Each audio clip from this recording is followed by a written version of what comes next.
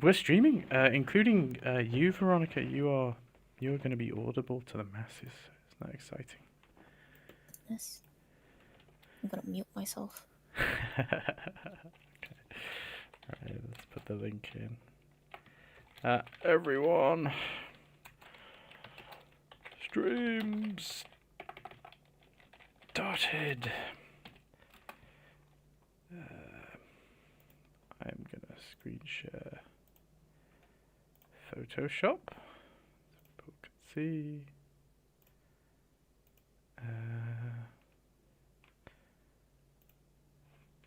Okay. Someone's already said hello in the stream. Let me pop out the chat so I can have it over here. If I remember how to do that, they've changed some things. It's been 4 months or something since I last streamed. I don't even know how to pop out the chat. How odd. I guess I could just open my own stream. Pop out. Ugh, I can hear myself. Ugh. Oh, can I not pop out the chat? I can. Pop out chat. Can we talk, or are you already streaming? I'm live, but you can talk if you like. Ooh. While I just figure out how to. Okay, Bottle57 said womp womp. Capitalist said hi. Vanelliart said A. Joy with Mussy said A up. You are welcome to join the voice chat if you haven't already, because it might be that I yeah, go and boost the views there, Veronica. But it might be that I. Oh, Rhythmbot has said hello. That's interesting. It might be that I just actually talk to you and ask you what it was you want feedback on precisely. The first thing, I guess we'll just go in order of what people have put in chat. The first thing is somewhat out of my wheelhouse because it's a fan art for an anime, I believe. Do you know what? Let's just make the background grey. So, it's a collaborative painting with Georgie. It's Deku from My Hero Academia. I understand as I say this, I sound like the oldest man on the planet. And Usagi from an anime, Chikawa. Okay. Georgie painted everything but the character. Robes, curtains, blah blah. You painted the painting. Georgie would like feedback on hood. Oh. Okay. And anything you'd like feedback on lighting, how to make it seem more dramatic. Okay. Let's. Bing. I am reading YouTube, stream, Twitch. I do open Discord now and then, but I'll probably see it better if you're putting it on the stream. Okay. The hood. I'm not sure exactly what the hood's meant to look like. I think you put in a nice reference for me. We've even circled it. That's nice. Look at that. I think the main issue at the moment is, are these meant to be holes, or is it just a difference in colour? I'm not sure. But the hood certainly is not particularly high contrast. The whole character isn't particularly high contrast, to be honest. It seems odd to me that, for example, you're able with this lighting setup to get this colour in the picture frame, but then actually it feels as though that means the character should be much more saturated. The character's painted as though it's very low light, and therefore the colour has to be a bit more muted or whatever else, but the painting is not, and so matching those I think would be a start, and I think it also makes it look more like this anime character when you get their like particular colours, I suppose. So that would be number one. The other thing is, again, just the value range that you're using. It's not clear to me in the anime, obviously it's very simple. And so you're making a little bit of a leap when it comes to rendering it up properly or fully, not properly. In terms of what exactly the material is the hoodie like fluffy or matte, or is it more like satin or something as a material? So should it have a wider value range with which you can describe stuff? I'm not sure. There are other things that are interesting that are going on, like the actual shape of the, I guess, ears. So even in the reference you've sent, it's a bit more wibbly wobbly. And within that, it's got those like triangular folds going on, which I think your Georgie is kind of missing. By comparison, this is just a very, very, very simple shape. So let's, maybe I would be tempted to have it poke out a little bit, fold in on itself. Should this side fold around? I don't know. If you are going to have, I see that there is a little bit here where it's sort of poking in or folding in. Maybe that could be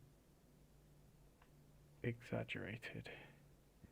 But I think in order to exaggerate much of the form, you should give yourself a higher value range to work with, to be honest. At the moment, everything's a bit dark.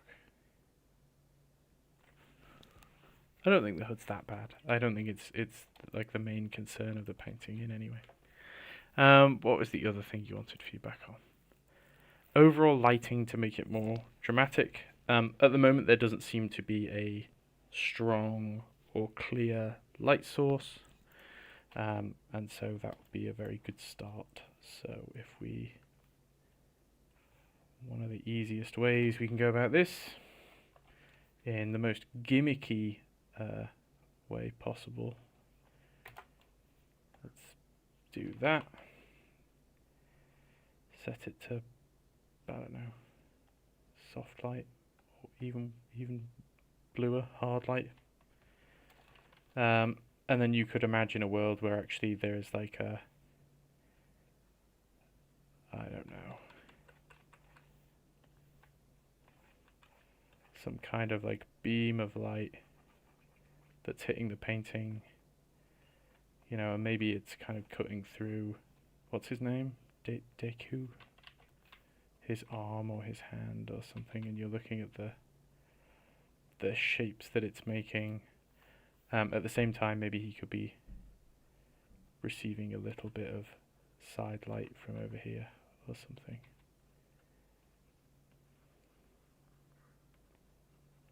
I don't know.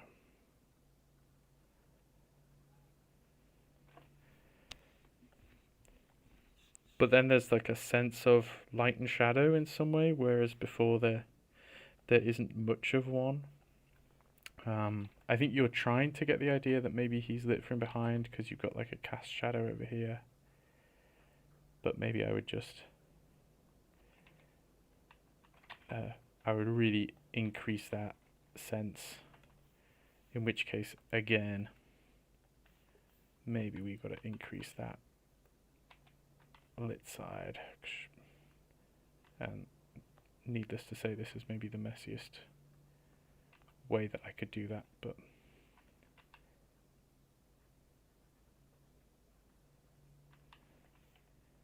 getting just those, let's group these stronger shapes, is I think what you need to do. Just imply a lighting direction. I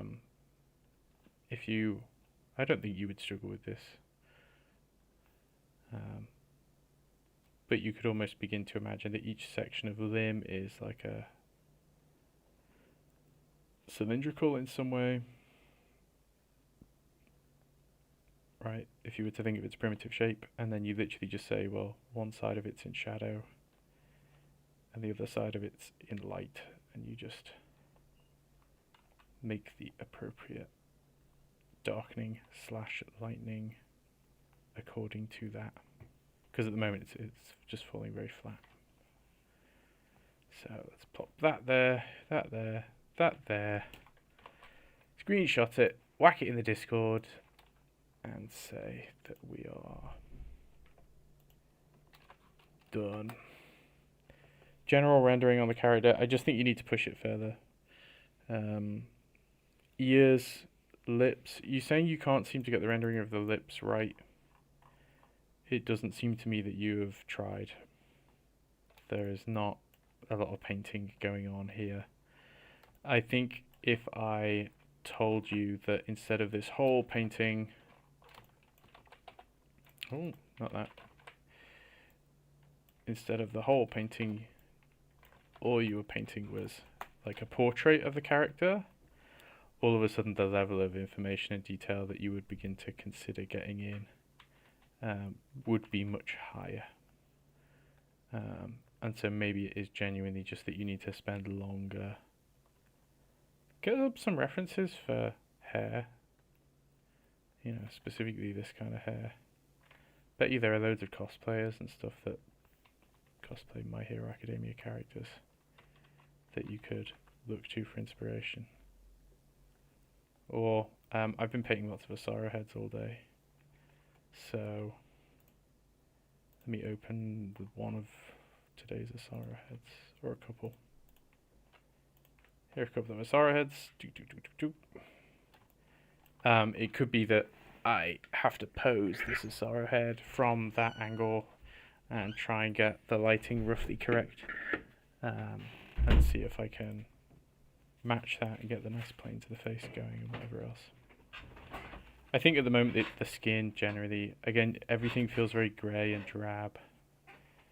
I don't know the age of this character either, but should it be that there's more warmth on the skin, especially in places like the ears, or vice versa, should there be cooler areas on the skin?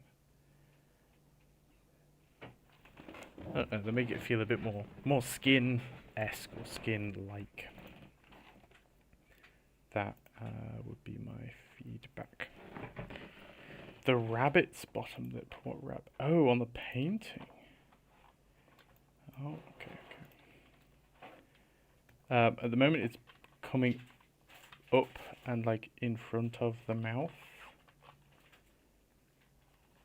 whereas I feel like it shouldn't do that. It should sit almost like under the mouth.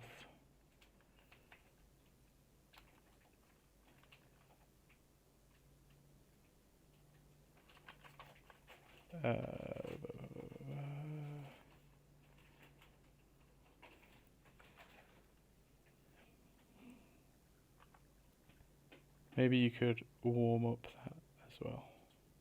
I don't know, just to show that it is a lip, but like under that tongue instead of in front of, if that makes sense. I'll pop that in the Discord as well. And then we're definitely on to the next person. Can I put on some Kevin MacLeod? Do people like Kevin MacLeod? Let's put on, I don't know, Disco Ultra Lounge. Yeah, okay. So next is, let's group all this and hide it. Next is Izzy, who I think has said that they won't be able to make it here, but they'll watch the VOD. They're producing keyframes.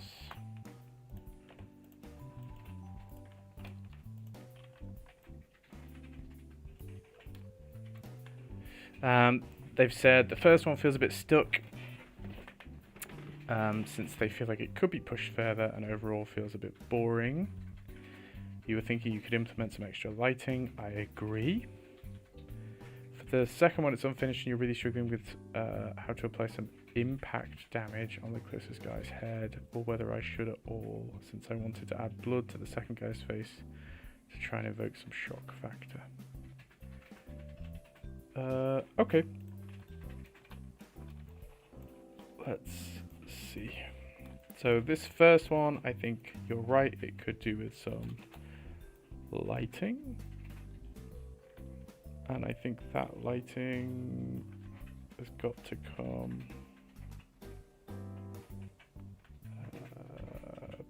behind the goblet.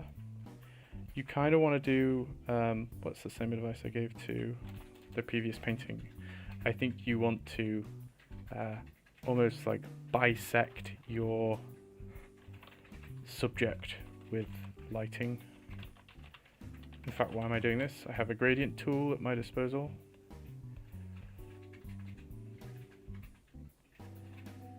Just something like that, I think goes a long way. You know, maybe the edge of it we can lighten up or make a slightly different color. But I think that might help. Similarly, the lighting on the goblet itself.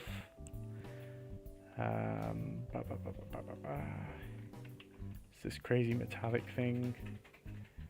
Maybe we could just make that more. Let's do a normal layer.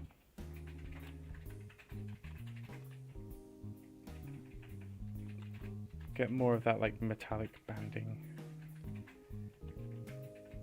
to highlight what we want to highlight.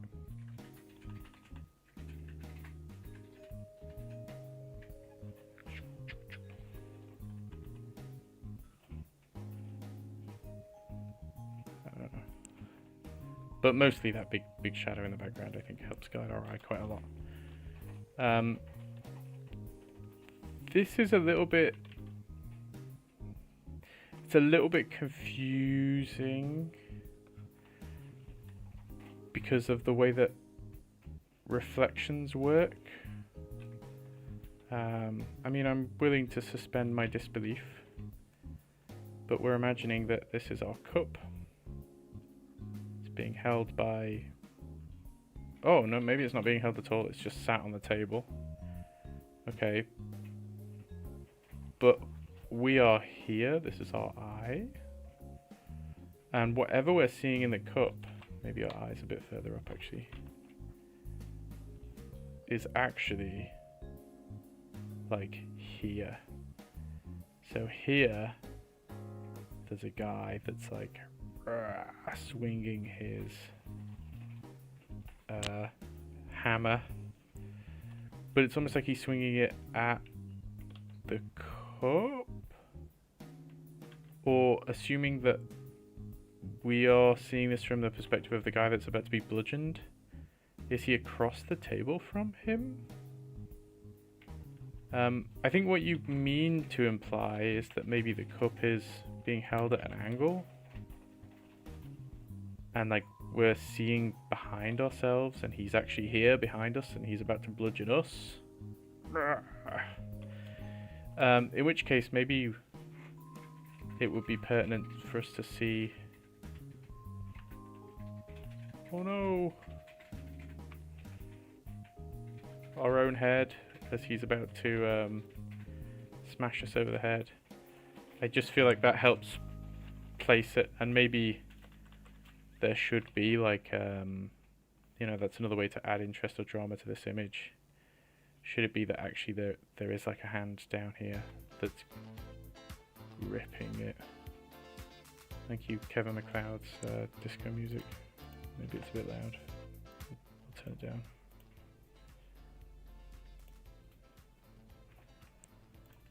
Okay, so maybe there should be an arm here or something to imply that we are the guy holding it and this is a POV shot. Other stuff, I guess it's literally perfectly full of liquid. Would that be the case? Maybe, but then again, maybe not. Maybe actually there should be like a lip there or something to show depth. I don't know. But let's group that. Okay. This one, you're struggling how to apply impact damage to the closest guy's head, or whether you should at all, and the blood is meant to be on the second guy's face. I think there's a really weird... it's like you're trying to get 3 moments in one moment. So there's like lens blur or motion blur on the hammer, as though it's literally just been struck down. But if it was literally struck down, it's currently not hitting that man's head. It's going past the side of his face. So I almost feel as though this bloke's head would be... Kevin MacLeod, you need to calm down. Let's get a different Kevin MacLeod album on. Where's the one I always listen to, the relaxing one? Oh, here we are. Right. It's distracting me with how groovy his disco stuff is. Yes, Viper, you can put something in for feedback. So it almost feels as though this bloke's head should actually be... In fact, let's just make another little drawing down here. So we've got... There's our hammer. And it's almost like this fella's head should be down here with like the hammer buried in it. And then if you want to have like this bloke behind it. Oh.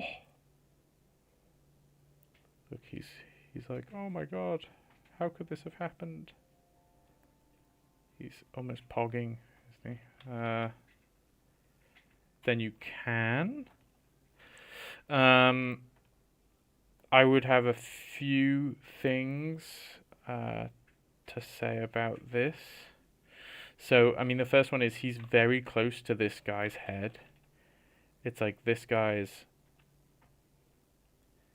He's none the wiser as like a hammer is literally about to smash into his skull, and this other guy is literally sat here like pressed up against his face. Like, bro, you're right there. Like he's about to kiss him or something. They're that close to each other. So the depth of it seems a little bit strange. I think I would push him back a bit more like this. Let's see if we can actually. So let's take his face. Let's open camera raw accidentally. Okay, let's grab his head and say, okay, transform tool. That actually he's further back.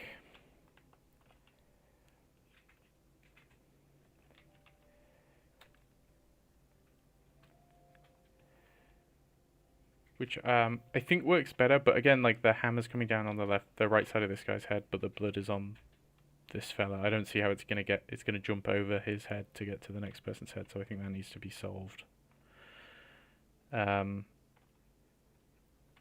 Maybe he's still a little bit close, but further away, certainly. I also think that helps add like depth to the frame in some way.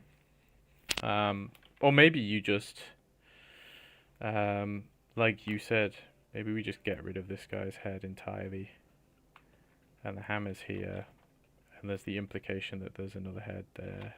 Or like this guy's shoulders are there. I still think his head needs to be smaller, to be honest. I think the acting, I'm assuming this fella's a placeholder because he seems completely unbothered. Hashtag unbothered king. But I think this fella, if I were him,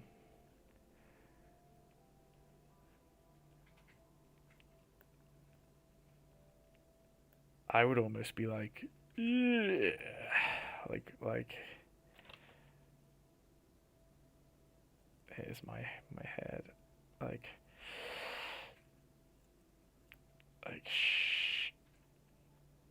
God, like really wincing, and like my shoulder would really come up there. Ugh, I'd be like, oh God, this, Like, get me away.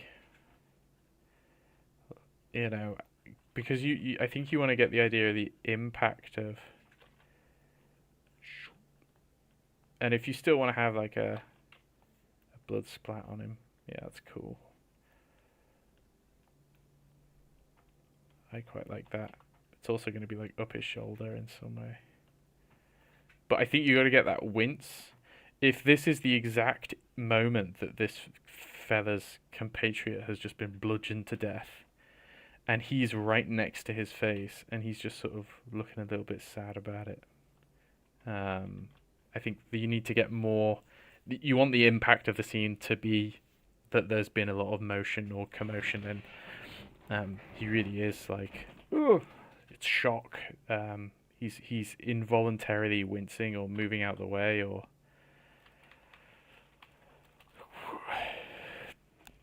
turning away or something else. And obviously, like this bloke in the background's got to be just as shocked, or maybe he's not shocked at all. Maybe he was in on it. Who knows? But that like turn. Let's draw a little arrow.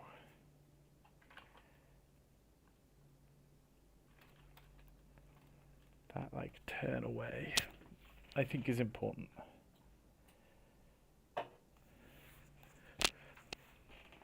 So that would be my feedback. Smaller, further away, more of that like dramatic acting that I think implies something about a moment or an intensity. And honestly, I think it's the number one thing that I did a little lecture about it for the module that you've made this for. And I really do think that the fall down or the thing that lets down quite a few keyframes is that there's like a really beautiful composition in terms of like the value shapes that you've got going on. But then the quote unquote actor, who in a lot of cases is just like a bloke or, you know, whatever character you've got on screen is not like pulling their weight in terms of being an actor. If this was an actual actor, you'd sack them for not doing a very good job. But because you can draw, you can just or like get photos of people like wincing and whatever else. Like you don't need to tolerate like a bad 3D model or anything else. You can figure out ways about that. This is their hand. Maybe they're like, ooh, putting their hand up in disgust or something as well. I don't know. Or trying to shield their own face. Can you imagine if someone clubbed your mate right next to you? That'd be a bit scary, wouldn't it? So, let's pop this here, and then take a screenshot, and then reply. Okay. Next is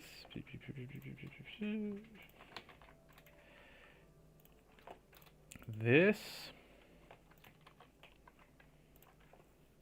which is a character concept design. It's an astronaut character with a mixture of rabbit elements. You've given up a little bit on rendering because it feels like you struggle choosing colors. You don't know how to get better color choices or color theory knowledge on character design. Also, as this character is an astronaut in real life astronaut outfit, they always have white color in most spaces. You're thinking about adding more different vibrant colors, but it ends up like colors mashing together. Focal point is the helmet. You want to know how you could use multiple saturated colors in a character design, such as lighting part, flashlight, fire, which won't get messed up by the focal point. I think I know what you mean. What's the gauntlet thing as well?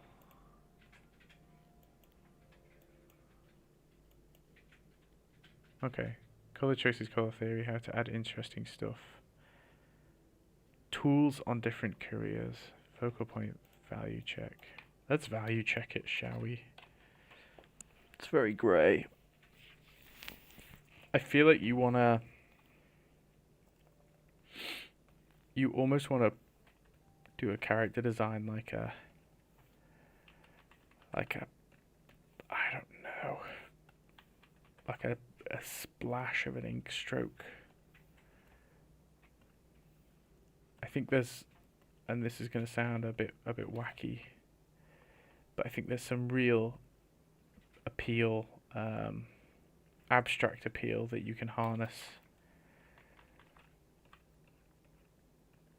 by saying, look, there's different ratios of values going on. So there's my value shape, which is abstract but appealing in some way. And I'm saying, well, why is it appealing? Well, the distribution of this stuff is mostly darks up here, but then it's not just darks up here. There's a concentration of them, but they gradate off for a start. So it's not just like they begin and end. They like, you know, get lighter as they get further away. But then they reappear down here in a smaller shape. So you've got your like big, medium, I guess small if you want to treat these like little scattered bits. So if we try and apply that to your character, I think you could very comfortably have big B, you know, maybe I don't know exactly what this is, so forgive me if it's important to the character. But I want to concentrate more of the darker values up here, maybe. Right, that's like a big shape. Okay, and then our medium, already kind of got stuff down here. That piece there. So how about we say that? And then our small, maybe it really is like little shapes or something down here. And I think immediately we're seeing that those values are distributed in a way that leads us around the character a little bit more. I think otherwise, with your current values, we just sort of see the head as a very high contrast point, and then we just stop. That's what it looks like in color. And honestly, I don't hate it. Having those values spread about a little bit more. So that's the first thing. The second thing was a question about how you make it look more like an astronaut in particular. It looks pretty astronauty, he's got a big helmet on.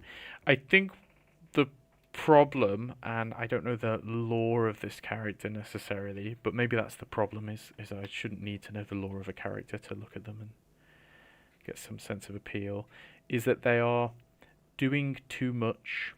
Okay, so are they a cool character because you want me to look at their helmet?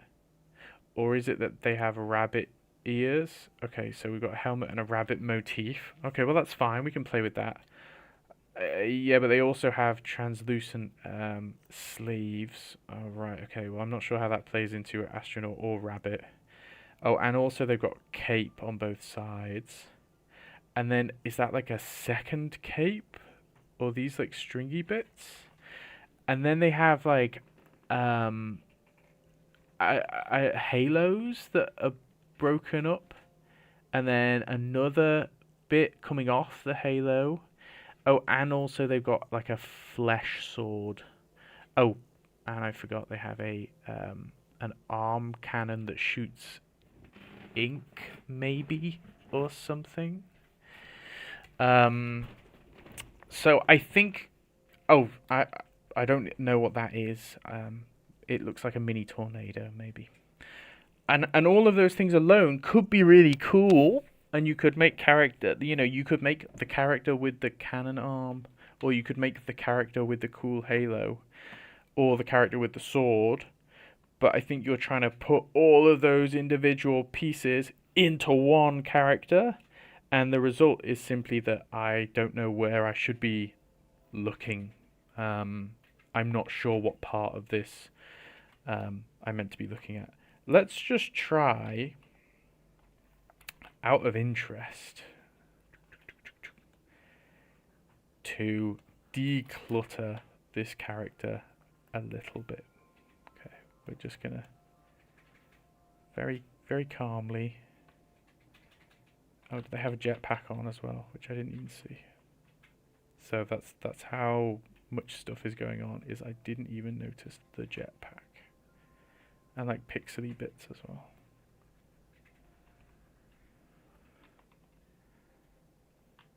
Okay, I don't know what these wind things are, but they're gonna go. Don't know what this halo is, it's gonna go. Don't know what that is, it's gonna go. Not really sure what the flesh sword has got to do with an astronaut rabbit either, so that's gonna go.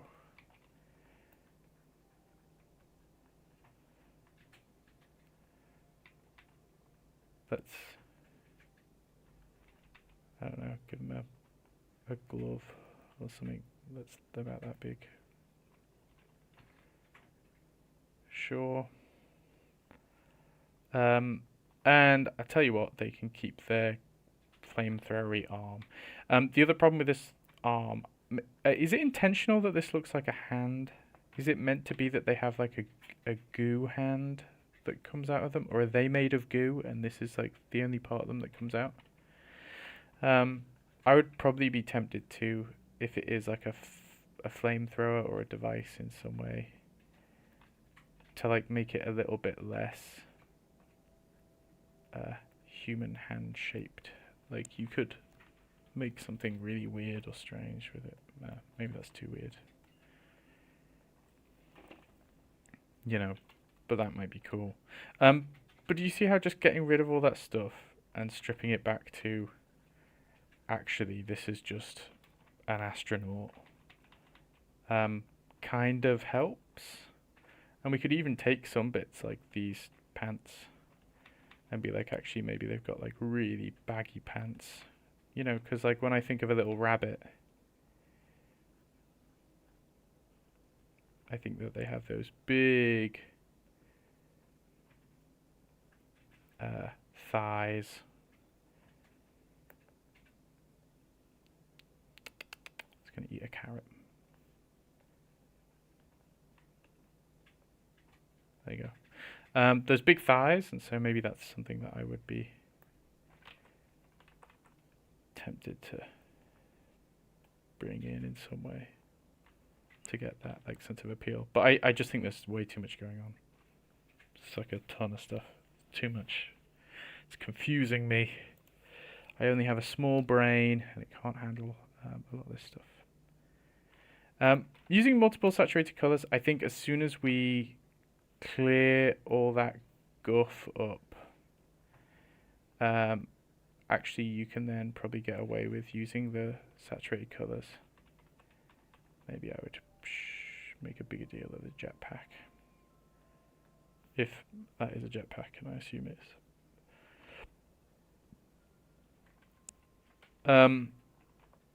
But I think you're doing fine with those saturated colors. We could even put a red stripe on or something, I don't know. Maybe on the thighs. But the like the just having the colors pop in as like little accents, I think you're doing a fine job with that. And so I'm not really as concerned about it.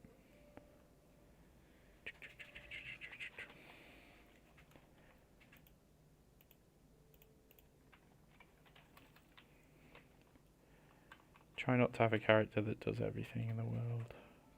Characters are more interesting when they're a little bit more specialised. I mean, unless your character is literally meant to be like, I don't know, a scrapyard worker. Then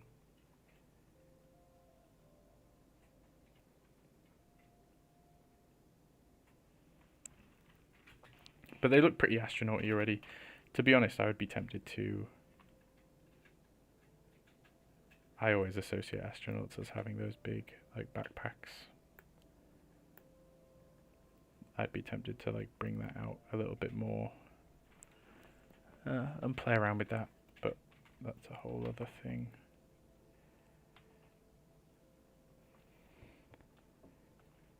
Okay, bonk.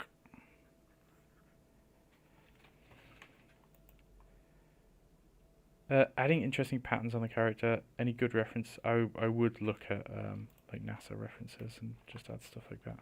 Which it seems like you're already doing, but okay. Let's hide all of. Ooh, Photoshop. Calm down. Hide all of this. Who's next? Vanille. Let's grab some of this stuff.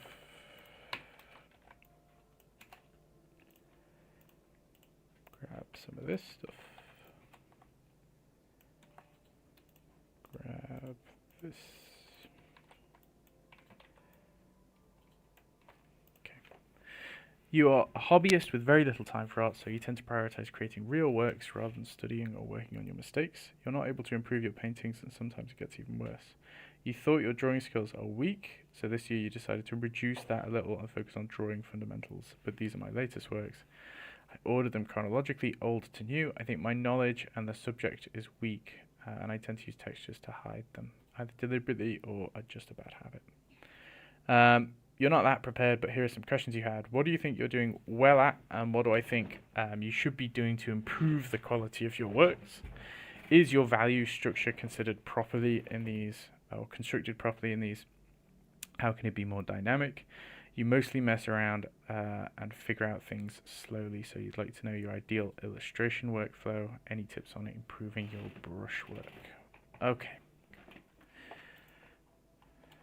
Let's have a looky. I think it is I think you're right that it's the drawing that's letting these down. Because, I mean, something like this is kind of it's an interesting scene. It feels very mottled and warm and yellow, but it almost like the varnish on like an old painting is aged, and so I'm not sure whether or not that's deliberate.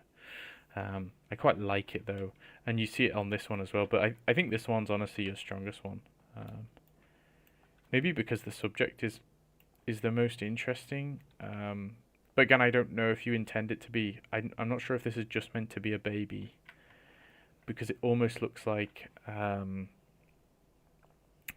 know, in the Passion of the Christ, where like Satan is a baby, and it's almost like the baby face is weirdly looks a bit older, but in a really interesting way.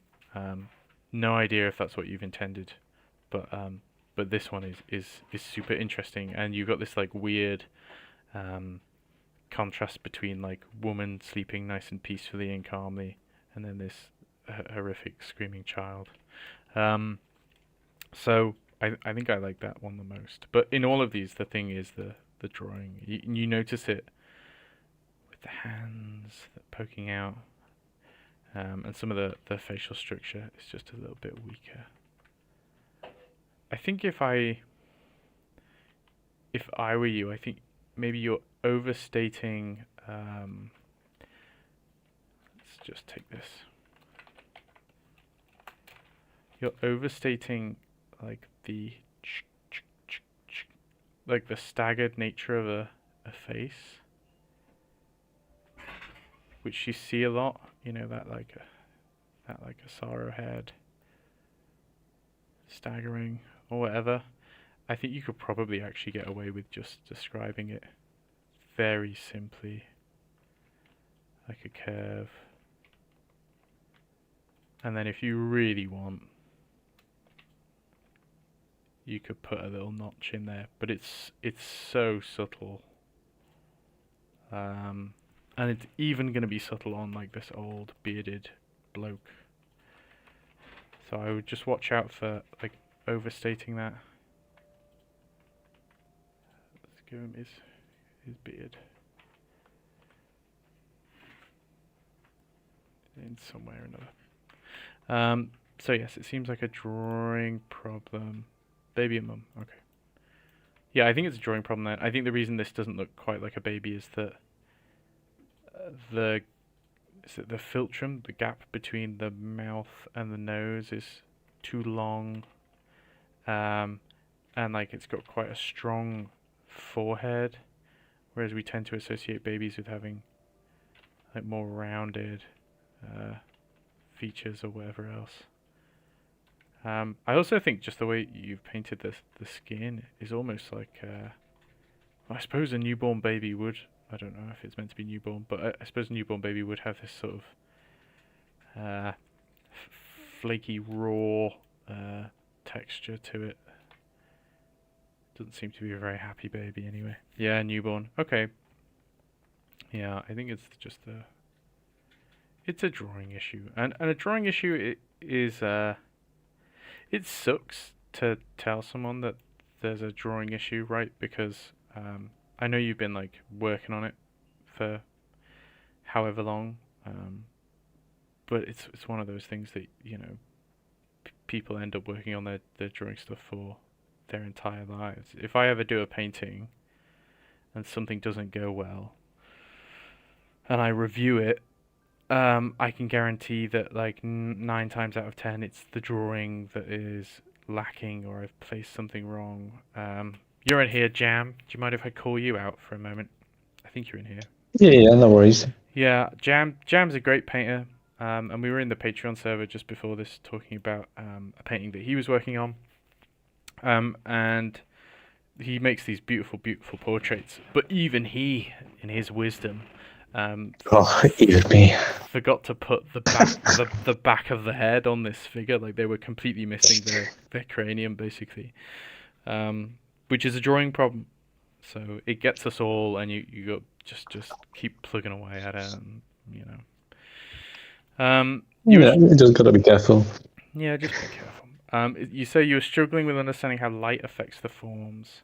I think you might you're kind of doing it with this guy's face over here, but you might get better results if you avoid very this is like very ambiently lit, this face. It's all basically one color. It's all kind of in light, and so the whole thing is mid-tones. The whole time you're just going to be playing around with like different levels of what's already in light. I think most people, when they're learning, I did certainly, moved away, and I basically all my paintings had some kind of very harsh direct lighting setup. So you're saying, look, my lighting is definitely coming from over here. Okay, well then all of the front facing planes are going to fall to shadow. There might be even a front facing plane on the cheek that would fall to shadow. And all we're going to do is we're going to give all of the planes in shadow the same value and all the planes in light the same value, and that will like get us somewhere that feels quite 3D quite quick, whereas without that, things can begin to feel flat quite easily. If you want to understand which planes are in shadow and which planes are in light, which again can be difficult, I've been doing these Asaro head studies all day, and I did 2 yesterday as well. And an Asaro head is designed obviously with those facial planes in mind. I understand you might not want to buy one, or you might not have access to a 3D printer or anything. You can get a 3D model online and just hop in Blender. You don't need to have any kind of an understanding of Blender just to import a model. And in fact, I think there's like a GitHub page where you don't even have to import it into Blender. You can just like spin it around in browser and light it from different directions. And so like I would do that, and just you're basically looking to see what optical 2D shapes heads or faces make when they're lit from these different directions. And there are lots of like common shapes that you'll see over and over again from just doing this.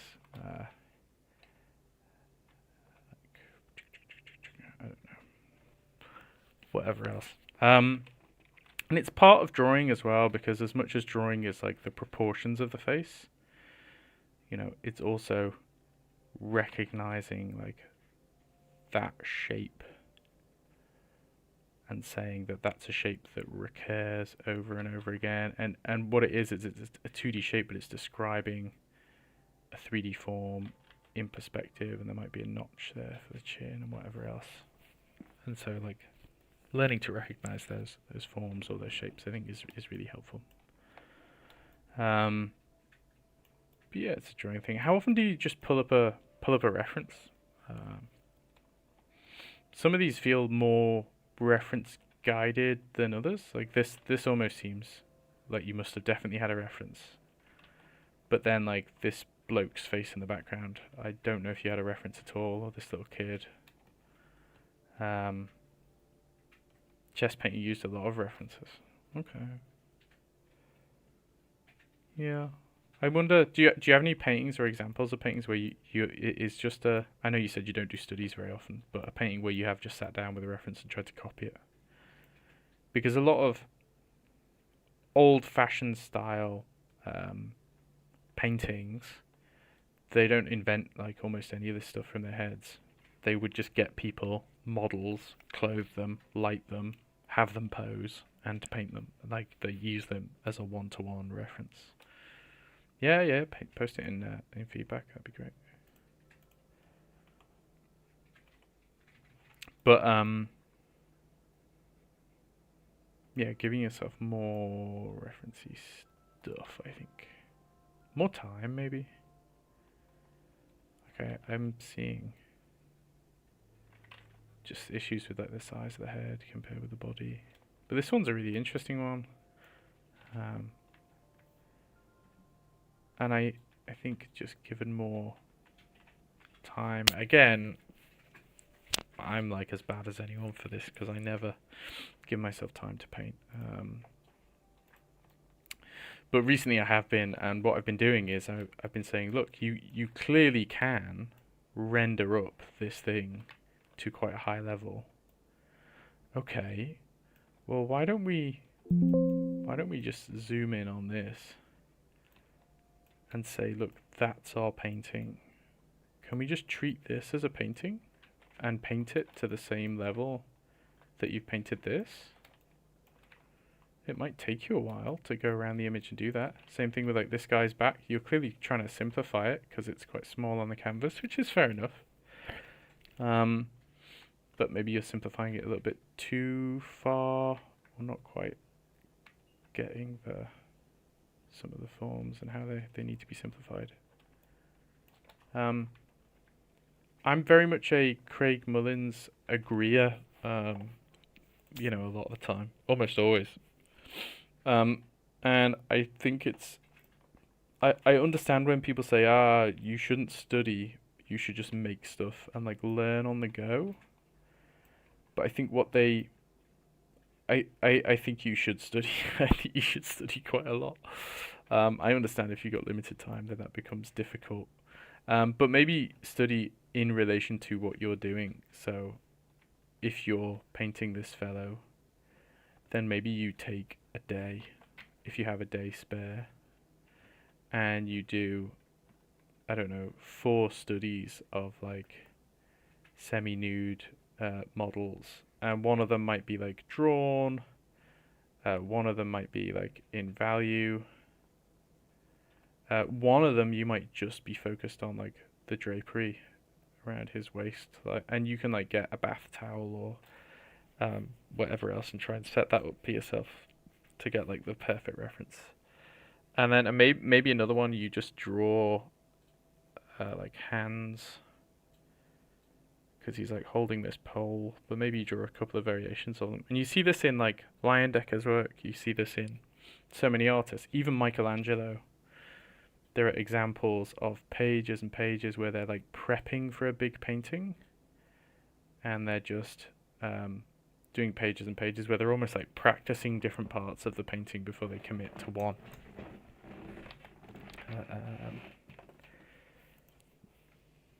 Oh, it's a heavy paint. Okay. Yeah, I think drawing is your big bugbear because looking at that one you just posted in VC, the eyes are too close together. The head generally is longer than it is wide. Um, when you're drawing, are you like you are you measuring anything? I would you're not measuring as in like centimeters or inches or anything, but I would measure like relationships between things, and so it's almost like ratios. And so you can say, well, the head is longer than it is wide, although technically I'm not sure. Okay, a little bit longer than it is wide. Okay, but it is a lot more boxy than you think. So if I were going to draw it, maybe I'd draw a cube or a square, and then I say, well, actually, can I have it a little bit longer than it is wide? Whereas I think if I were to draw a square over your version, it would be something like this. It would be much thinner than it is wide. And so if you can just get that box right, then you're onto a winner in terms of like the actual proportions of the face. Because I know that it has to sit within this box. I know that the eyes are going to be level. And our nose.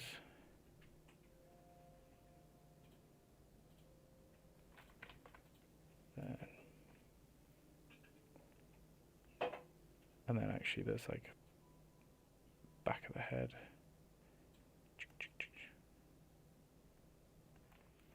And I've made like an old babushka. I don't know.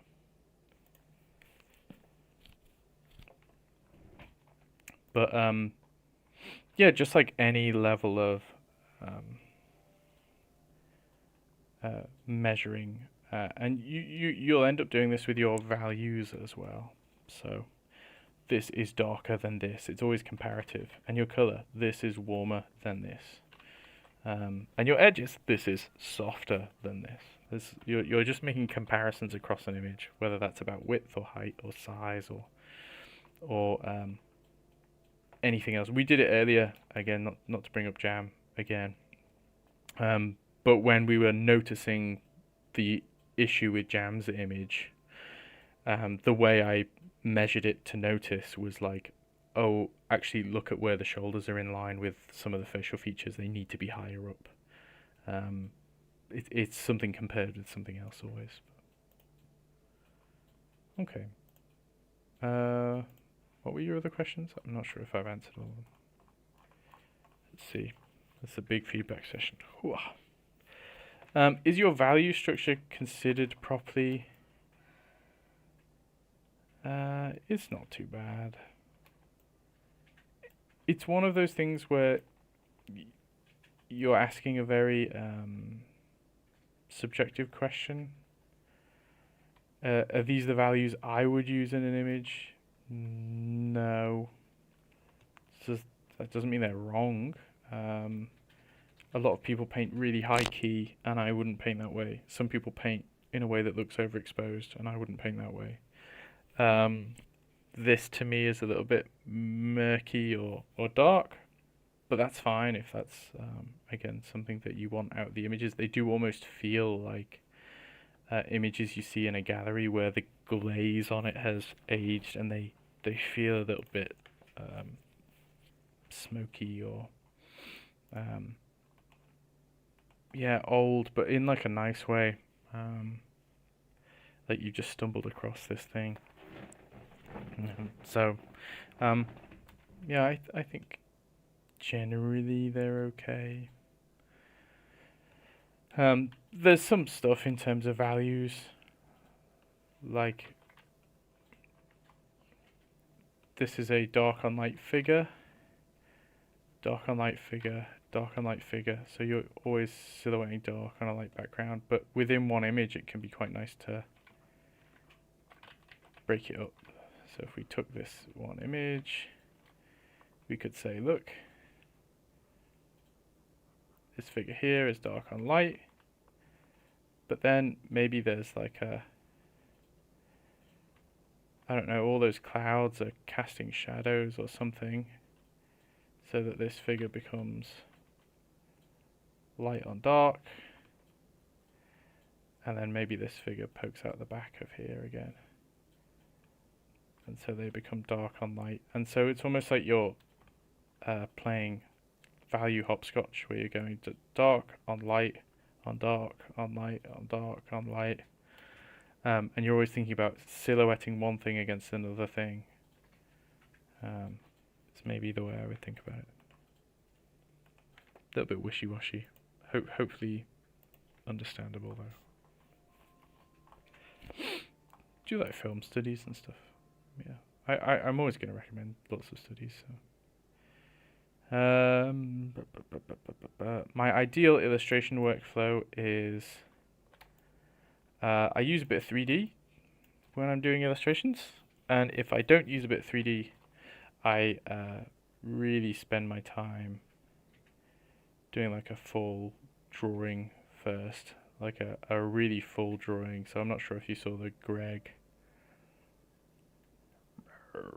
illustration, the chubby dragon that we did a while ago. Let me see if I can open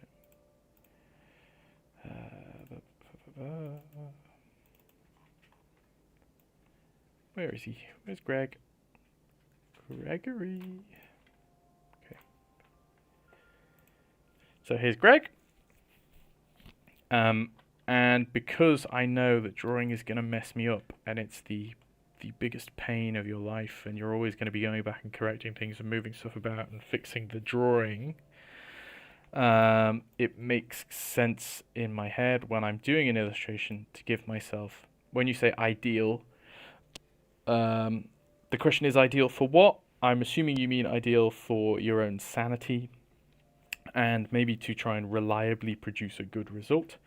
And so I do a pretty comprehensive drawing first, so that actually when I come to paint, it's almost like I'm colouring in for much of the first part of the painting. And I did all of this Greg painting on stream, so you can actually go back and watch me paint it. But I basically colour him in for the most part, and then I slowly start adding that thing I spoke to you about earlier, where you're saying what's in shadow and what's in light. So just saying there's a shadow side to this arm and a lit side to this arm, there's a shadow side to the body and a lit side to the body, etc., etc. And by virtue of that, I end up with something that ends up looking quite nice with minimal stress. Is that the ideal illustration process for, I don't know, the most interesting result? Probably not. You probably want to give yourself a little bit of leeway to have some chaotic fun. I think, in an ideal world, you're leaving some things actually a little bit unknown so that you can figure them out as you paint, and hopefully come up with some happy accidents or interesting solutions for those problems. But if I were illustrating commercially, or I just want to guarantee that I'm going to produce something that I like, I'm going to have a very comprehensive drawing first. Or in the case of the most recent Logjam painting I did, that comprehensive drawing is in fact 3D, and so there was a 3D base for this, and the 3D base is providing me with like an equivalent to drawing, right? It's telling me where all my shapes should be, which is really nice. It's just less that I have to worry about. I still have to make the 3D model, mind you, and that's a whole other kettle of fish, can of worms, whatever you want. But there you go. Next is fish flops.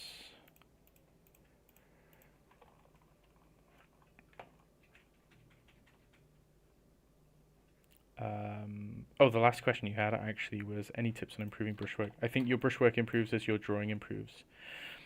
You're using your brushstrokes to describe form, and so the better you understand the form and really understand it, like what is happening here, not just what are the shapes it's making, but in 3D space what's happening, the more comfortable you'll be describing that form in fewer brushstrokes. So that will just come with drawing as well, which I know is an unsatisfying answer, but the only answer I have, unfortunately. Hello Fish Flops, are you in VC? No, you're not. Maybe you're in the stream. There is always a second answer, which is a moral Patreon. But you know, Second answer is my Patreon. Oh, thank you for you're my top advertiser for the Patreon. You're the proof of concept that it really makes you a great Yeah. painter. You know. Yeah. Oh, very nice. Diddly diddly dee. I don't know if Fish Flops is around. Oh, he's in chat. Okay. What's the question? Let me read it. It's a nice painting. You want to know some comments on your studies as a reason to improve your painting. You're keen on how I add cool ass colors in unexpected places like Yuming. Additionally, you hope that these practices can help you make better illustrations with your drawings. This is quite nice. I think recently I've been embracing subtlety, which is very unlike me, to be honest. But let's find some examples in these recent paintings. Where's Jerry's head? There's Jerry's head. So this is an Asara head. And honestly, there are brush strokes being made here that are subtle, way subtler than I had been doing previously. There's a difference between this plane and this plane, for example. You know, but like how big of a difference in pixels is it? Really, like not much or not much at all. There is like a plane change here that's just described by a very subtle change of values. Here's Jerry. Look at the subtlety of this darker plane change on the nose to a lighter one to a specular highlight, which in some cases is like barely brighter than the skin anyway. You know, the temptation is to go, oh, it's a specular highlight, isn't it? So it's got to be something like that. Which works if I want Jerry to look very, very greasy, or the lighting to look very, very extreme. But generally, I think you can manage to go quite subtle. So my advice to you currently, Fish Flops, would be to embrace that subtlety. So maybe we just get a low opacity brush and we scumble over much of this just to bring it,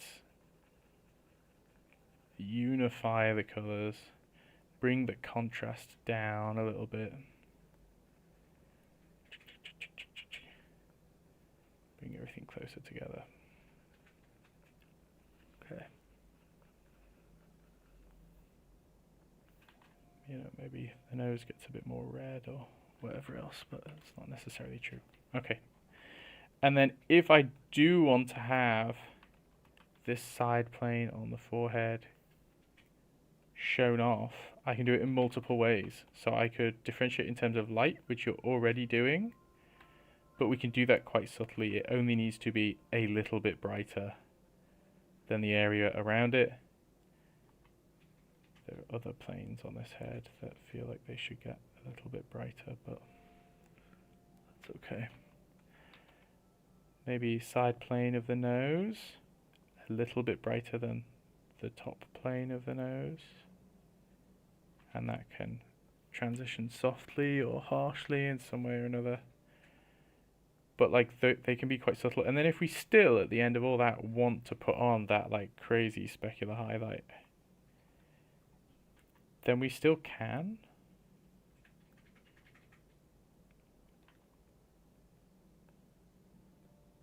But we're not using it absolutely everywhere. We're not going crazy with it. Because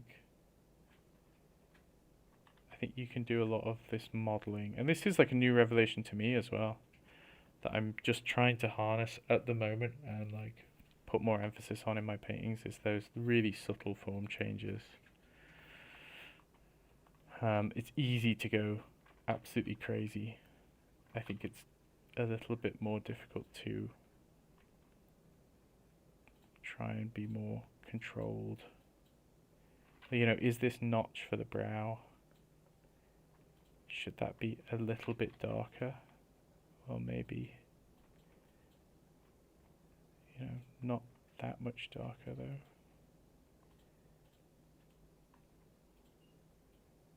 Something like that. But at the moment he's, I think what's happening is there are so many specular highlights, and I haven't seen the reference, so it might not be your fault, but there are so many specular highlights that his skin is getting very pale very quickly. You're getting brighter and very desaturated. And so he begins to look very sort of ashy. Yeah, it's a little bit like beveling. I'm just saying, look, this is facing away from my light, so I will literally bump it like 2 pixels in one direction or 2 little bits of color.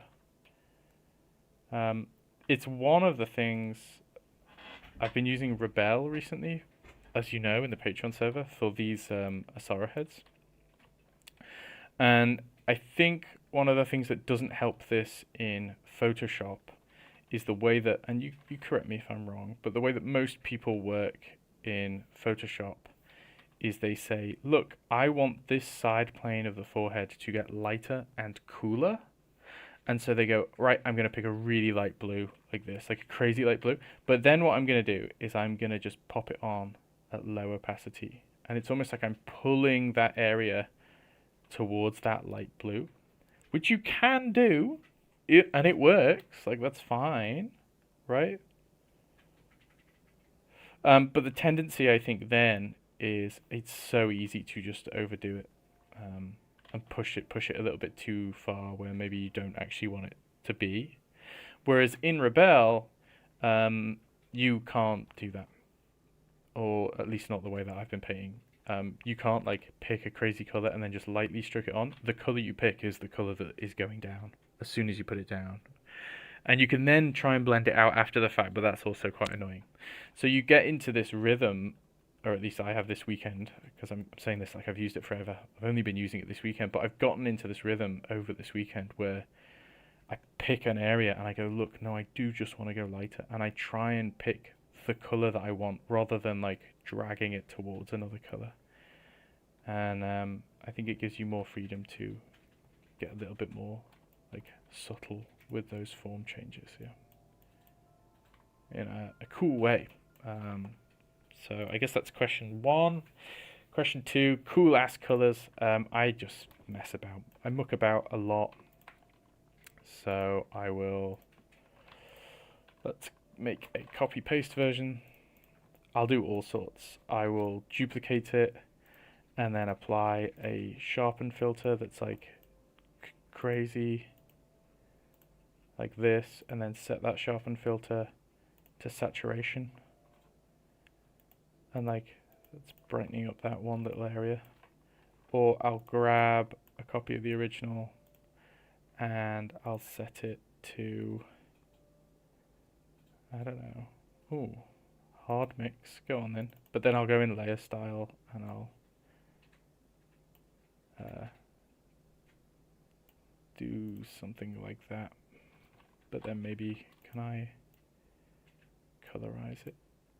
Sure. But then maybe I grab the whole thing again and I open up curves and I mess about with curves like this. Oops. Until I get that, and then maybe I set that to, I don't know, color at like a really low opacity. And so like a lot of it is just playing around quite deliberately. Well, I say quite deliberately, but just doing this like last minute changes and seeing what happens. And it's almost like a sandwich. So here's your painting, which has been thoughtfully represented by some bacon, some lettuce, maybe a tomato or 2, right? And then we've just put on the top slice of bread here. Yeah, yum. And that's, I guess, layer nonsense, layer modes. But then you go, what's the bottom slice of bread? Oh, gotta have our bottom slice of bread. And that's underpainting.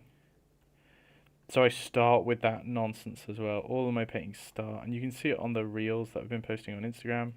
Shout out my own reels.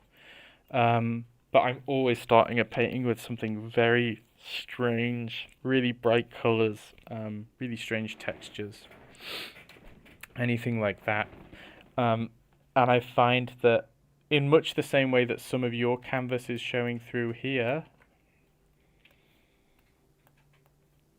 and here, and here, instead, what would be showing through is like a crazy color or texture or material or something like that. And so, I think underpainting is going to help with the crazy colors as well. And we can talk about that in the Patreon a little bit more in the future if you would like. Let's combine all this. Okay. Next is Nando. Are you there, Nando? Boom, boom, boom, boom. He might not have any microphone though. Oh, okay.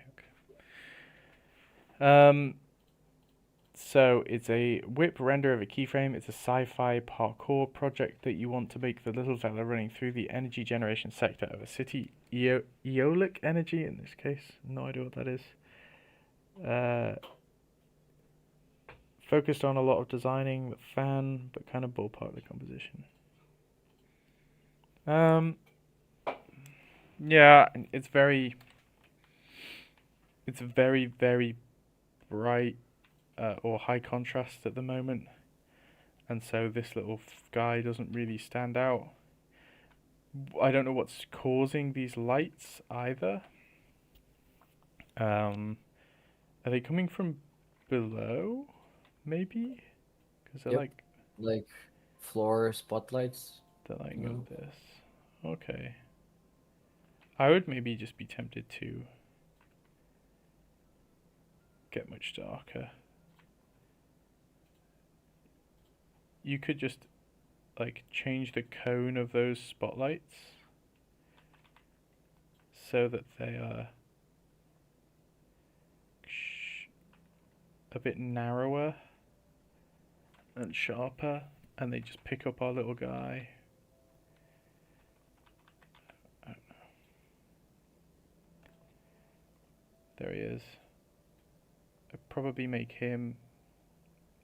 There you go, my little blobby fella. A little chunkier as well. But then like, I don't know. Is there? I don't know what this. What's aeolic energy? What is that?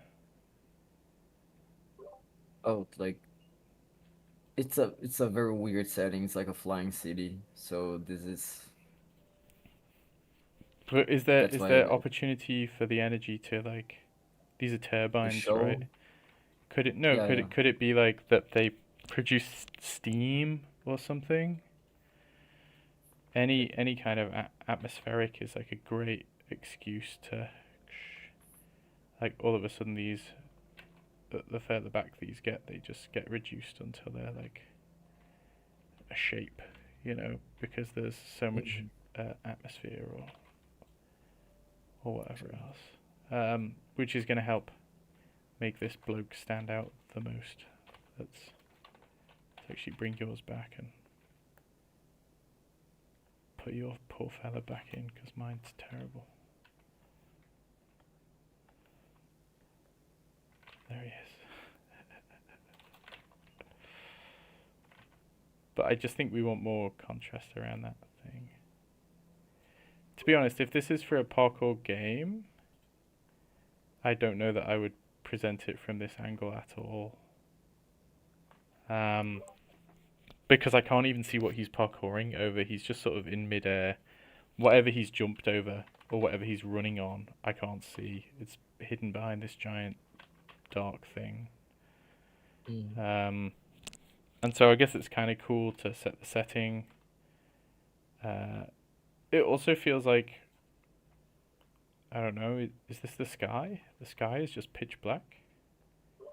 Yeah, I wanted to do a night scene, and I'm terrible at night skies in Blender. Just can't you just get a night sky HDRI that's got a load of stars in or something? Or something. Okay. Or, you know, how many of these ships are there? Like, should there be another one, like, up here? Yeah, that's true. You know, or whatever else. And that means we get to see the bottom of this one over here, or... And again, does that have, like trails on it or something? But I think if I were to do a composition of a bloke in a parkoury scene, I'd probably want to be much closer to the bloke.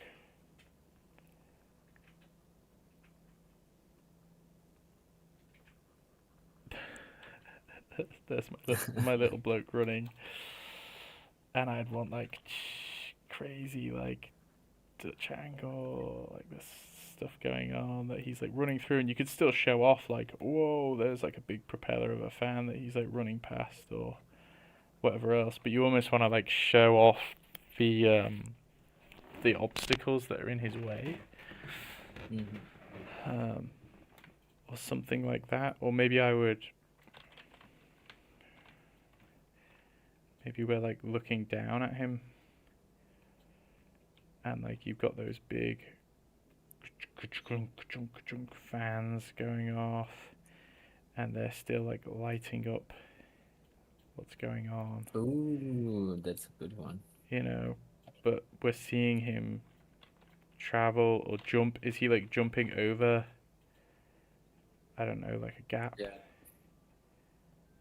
From one side to another? Yeah, maybe. I just think he's so tiny here, and I have no idea what he's doing or how he even managed to jump that high, to be honest. That it's not going super well. With your lighting, I would stop thinking as much as you can about logically where the lights would be, and just put the lights where they guide the eye or make the most appealing shapes in some ways. Obviously, there's a point at which that will break. But just because you're saying, well, the whole floor has these upward-facing lights in them, doesn't mean that everywhere on this thing has to have upward-facing lights on them. Because you're just making a load of shapes that you are going to get distracted by. Like, does the second floor also need to have those lights? Or could it be, like, darker up here? And, like, actually they're, you know, maybe just the propellers or something pick up a little bit of light up there, and like this back here as well, should this be darker? Should there be, almost feels like there should be some kind of like control tower if this is like a big ship or something, I don't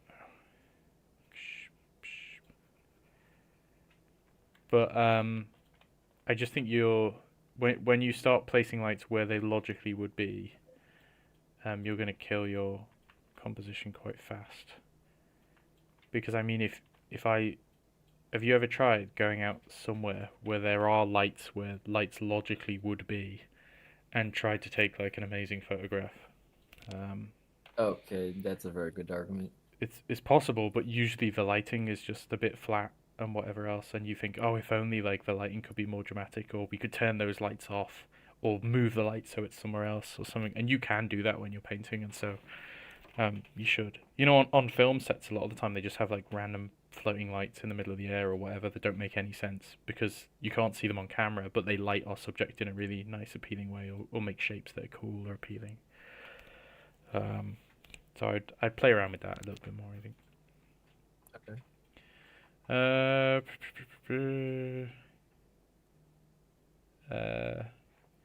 Set dressing, I think, is it's a tricky one depending on what you're going for.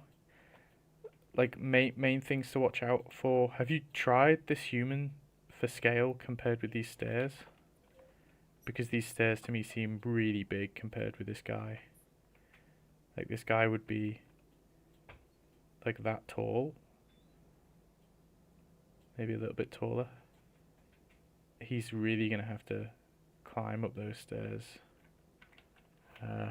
one step at a time, considering how tall they are. So I would watch out for that. even just the front of this thing, I might. Is there loads of like greeby stuff in here? Yeah, I'm gonna do some ripples. Maybe it's Put below. just like lighting it that way. I'm not sure what this is. I would look at cruise ships, honestly. I went on a Okay. cruise ship last year for the first time, and I spent most of my waking day wandering around the ship, looking at all the greebles and the set dressing and like little like engine exhausts and whatever else, or even like like signs on walls and. Is this fella meant to be walking in front of the fans? Like, should there be like please don't walk in front of this thing. This is an area where fans operate or something. I don't know. Or even, should the fans be like painted? I don't know if actually they should be like raw metal compared with the rest of the thing because they're just these big crazy like fan exhausts, and actually you imagine the fancier part of the ship that would be painted is like on the other side or somewhere else. I don't know, it's your world, so but yeah, there you go. Hello, Ryan, you've been doxed. This is yours, isn't it? What's your question? You can get more info in the Patreon, yes, Fishflops. Your question is, Ryan, that you've been struggling with sketching and being able to translate more information with just a sketch. And would I be kind enough to show me how I would translate more of this reference into the sketch? Maybe some kind of texture you could add while sketching. Okay. Sure. Am I coming through? Hello? Hello, yeah, I can hear you. Yeah, because I think I remember all the way back asking you during live drawing kind of how you add information with just, pencil and such. Because I feel like mine are too clean. I think that's a problem. I don't know that it is a problem as such. I think it's quite nice how clean they are. So what you're effectively asking about is stuff like hatching, I guess. Yeah. Sorry, I should rephrase because clean is definitely like a direction, but I would like to be able to know I could do, like a heavy kind of hatching process, Okay. if that makes sense. No, that makes sense. Yeah. So let me tell you where I hatch. One is occlusion. So if I have a sphere that's sat on a plane, then I sort of hatch out from underneath the plane to imply that it's an area of occlusion. So in this case with this fellow, there's his nose. It might be that I hatch up from underneath the nose in some way, or if there's his mouth, maybe I hatch up from the inside of the mouth where it's like an area of occlusion that's quite deep, or here the corner of the mouth. So I'm almost beginning to describe an edge. The hatching really is a gradation of an edge, and the quicker that gradates, so if it's a single line, then it's a solid edge, but even if it's like a double line or a triple line, well, all of a sudden the edge is like softer. So that's one. Two is I guess contours. The way that I think about it a lot of the time is inverse specular. So if this orb were to have a really bright specular highlight on it, like that, let's make the rest of it dark actually first, so you can see it better. Wow, it's got really bright highlight. then if this orb had like a texture, where would you see it most? You would see it in that highlight. It would kind of eat into the highlight a little bit. And so I'm almost taking that same idea and I'm thinking, where would be highlighted and how would that get eaten into something? And we can already see the highlight like on the nose, but instead of drawing the highlight, which you could also draw actually, you could draw the shape of the specular highlight if you wanted, Ryan. I'm gonna kind of hatch along the highlight and around the direction of the nose as well. Okay, so that's 2, 3. How could we describe this? Form turns. So if I have a plane that has circles on it, like a piece of cheese, and I say that that plane is going to turn around this thing, well, here the circles are going to be wide, but as the form turns, they get flatter, and they also get denser, like you're seeing more of the circles closer together, whereas over here they seem quite spread apart. And so instead of circles, or whatever the pattern actually would be, we can just represent that by saying, look, as a form turns away from us, we can kind of hatch it. So that would be, look, anywhere like this cheek is turning away from us, in fact the whole silhouette kind of is. So I might hatch inwards from the silhouette, and again it's just like 1 or 2 little hatch lines is all I'd be thinking about. There's his droopy head. But those, like, more of those broken lines, I think, are where I would be sketching. And obviously, like, something like the hair, you're doing what I think your instincts tell you based on the style you usually draw in, which is, like, reasonably stylized, which is to group a lot of that dense information into bigger shapes. So you're going, look, it's like a big clump of the hair. But actually, if you want to like represent the texture, you might want to embrace the fact that they are smaller shapes. You know, and you get that like hatching chaos, and none of the shapes are even joining up together. You're just describing like not every single hair, but you're describing the general pattern of the hair, which is that it's kind of chaotic. You know, in some way. That is, that's maybe how I would think about the hatching. Does that make sense? Does that give you any more questions, or? No, it's pretty informative. I guess like the only thing left is to like go out and try it, you know?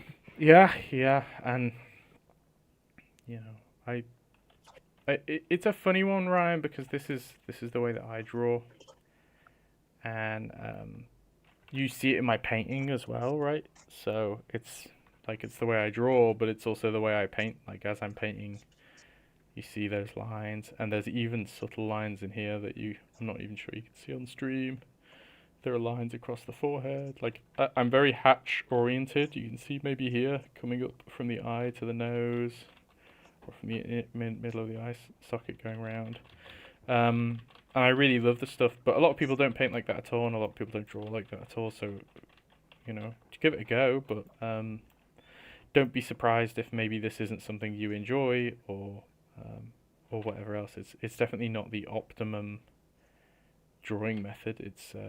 It's what I have found makes the most sense to like me. you. Yeah, when I'm describing form, what feels comfortable to me. So. Okay.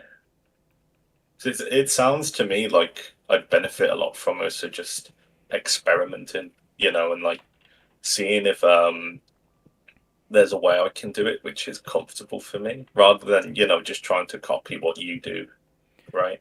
Yeah, and a big part of this for me is life drawing, right? Like every week I'm doing life drawing, and that is an opportunity where I have nothing but some biros or a pencil or whatever, and I get to sit down and say, how can I describe the form that's in front of me with the biros that I have. And like, there you go, there's my limitation and my goal, and then I sit and I have to do it, but there you go. Do you have any more questions about anything? No, it was pretty extensive. The the rule about where you're placing those hatchings was helpful. So like I said, I'm probably going to try and give it a go now and just see, how well it translates. Yeah, give me a go. Let me know how it goes. And feel free to get more feedback as you do it. That'd be fine. Okay, good. Let's group them. Boop. Next is Poots. Hello, Poots. Let's grab this, which is super cool.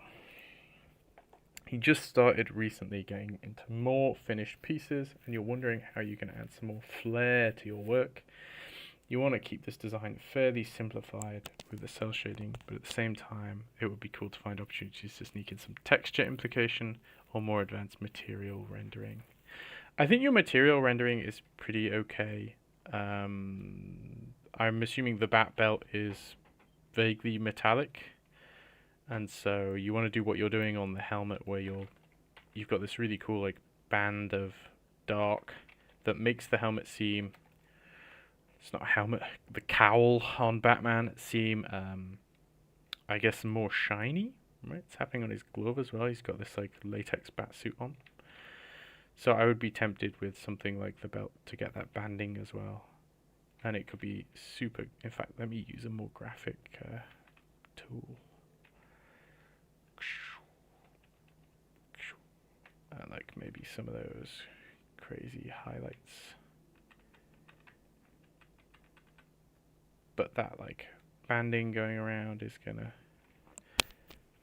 maybe we get some of the darkest dark blacks on that you got everywhere else. And we say, look, some of this can get super high contrast as well. The higher the contrast, the more shiny the material looks generally. So I would use that as a rule. Texture implication, it depends what kind of texture you want. Maybe there's some space here. This is his cape behind him, isn't it? Almost feels to me like the cape should flare out behind the shoulder first. It's not really texture implication, but it should flare out first so that we're pringling. Pringling is a term I think coined by Thomas Chamberlain Keane, or at least that's where I heard it from. So if you think of a Pringle, I'm going to do my best to draw a Pringle.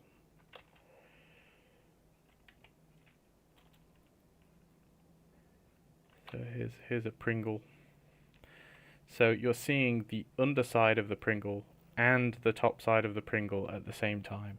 And it's a really nice, appealing way of viewing things. And so it's almost always worth, if you can, especially with something like drapery, seeing if you can get that to happen where you're seeing the underside and the top side of whatever it is. Before, we were only really seeing the top side of the cape as it flares out behind him, but I feel like it makes everything feel much more 3D if you're seeing, actually, look, we're seeing beneath the cape and then on top of the cape at the same time. Very three-dimensional, very cool, very awesome. Yeah, TCK, I had a really good lecture about that, I recommend.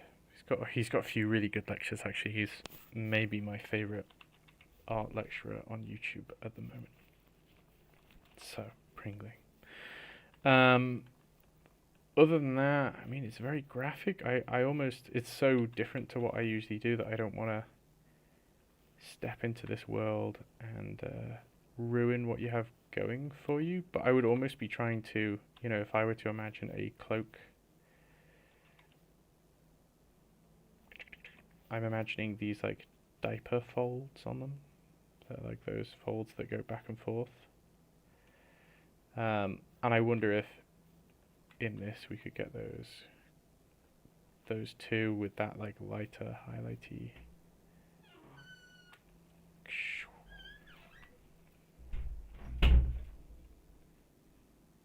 Material or something as he flares out. I'll be honest, I'm not a big fan of the flat mauve background. What would I do instead? I don't know. Maybe I'd just make it really dark. I mean, Batman goes around at night, but here he's in like looks like he's almost in the middle of the day, on like a nice colourful background. So maybe we grab that mauve and we push it really dark. Look at that. Wham! Same thing with like the rainbowy stuff. I'm not sure about that either. I don't know what that's meant to represent. Maybe like the motion, or like as he's punching someone, there's like all this color exploding from it. But I don't know that it's necessary, or if it is necessary, maybe it could have a more appealing shape, rather than these lines that they seem to come out of nowhere and also go nowhere. You know, maybe if they were all coming out, like flaring out from Batman in some way, then that would help. But currently they don't seem to be.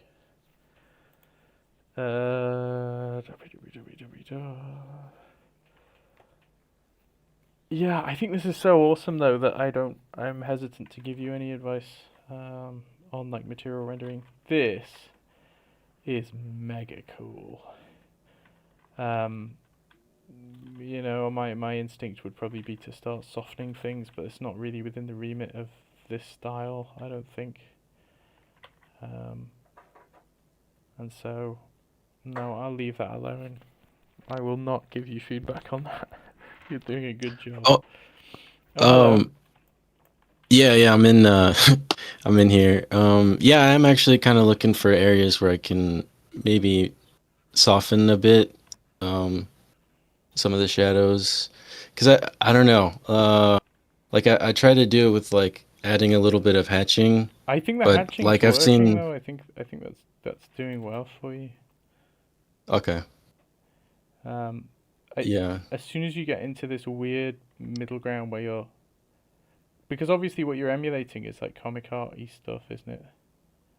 And a lot of Yeah. ink work, and it is hatching based. As soon as you get into to bits and pieces where you're like softening edges, I think it's a can of worms that you open, and then it's like, well, why aren't there more soft edges around? And it's like, well, you don't need them. You could probably play around with like either filling the same shapes with texture, or like being just a little bit more messy with your line art if you're careful. I've seen some pretty cool Batman comic art where the line art isn't that precise and that clean. I don't know. Maybe just experiment, honestly. Maybe, yeah, we grab. You could do all sorts. Like, what if we grab all those shadow shapes, and then into them we like put some kind of crazy texture. Oh yeah, that's cool. But I don't know if that's what you want for your Batman to end up looking diarrhea brown, or whatever. But I'm sure there's tons of stuff you can play around with. But it does look very nice with that like solid black. So I don't know. I'd probably be a bit hesitant to do that. Play around. You're doing a nice job. Doing a very nice job. Thank you. I appreciate it. Like the cape, also, I was like kind of struggling to think about, because I'm trying to emulate the Jorge Jimenez like new Batman stuff, and like the cape seems to not follow like the laws of physics at all, and it's just kind of like enhances the composition. So I was like, I don't know, struggling to figure that out, like where to play around. Okay, let me Google. Let's see.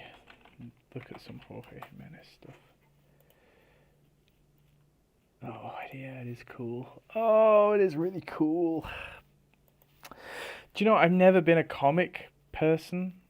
I've never. Understand. I just think I never got into them as a kid. I never read one. I'm sure if I did read one as a kid, I'd probably go nuts for them and like, but I would just never introduced to it. And it seems like such a shame because there's so many amazing comic artists that I think I would really, really enjoy. Yeah, these capes are like fun. I think what you generally have to remember is you can. It looks to me. Oh, what layer is this? Give me a chisel. Looks to me like we have Batman. There he is with his ears.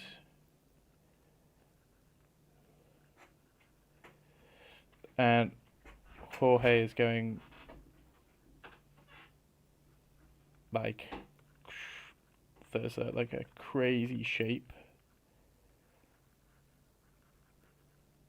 But even within that shape, it all seems to logically flow back to the same point, if that makes sense. Yeah. Whereas with yours currently, you've got these like flow lines, but they just end. I'd maybe just continue them on in a way that, as well, they're like pointing back to Batman's face, and maybe they can like splinter off in some ways.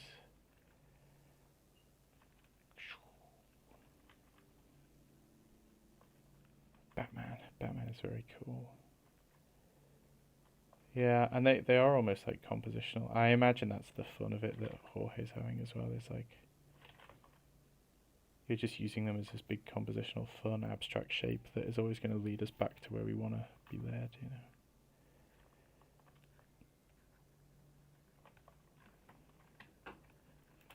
I just think maybe it needs more of those lines generally because they're cool and they imply something about the direction.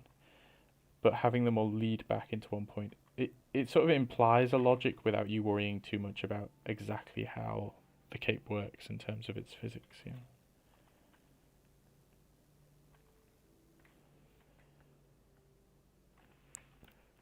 Awesome. Okay. Well, there you go.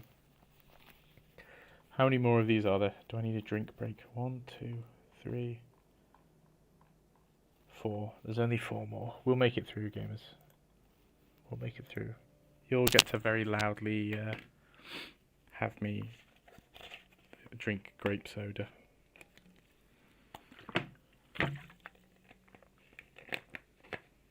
Don't know if you can hear me gulping. Just send them in voice chat. I found some cool Batmans. Whack them in voice chat. Whack the Batmans in voice Yeah. chat. Already did. Who's next? Who is next? D.W. Mussey has made a caricature of Willem Dafoe. Oh. Oh, Willem. Bless our lad Willem, eh?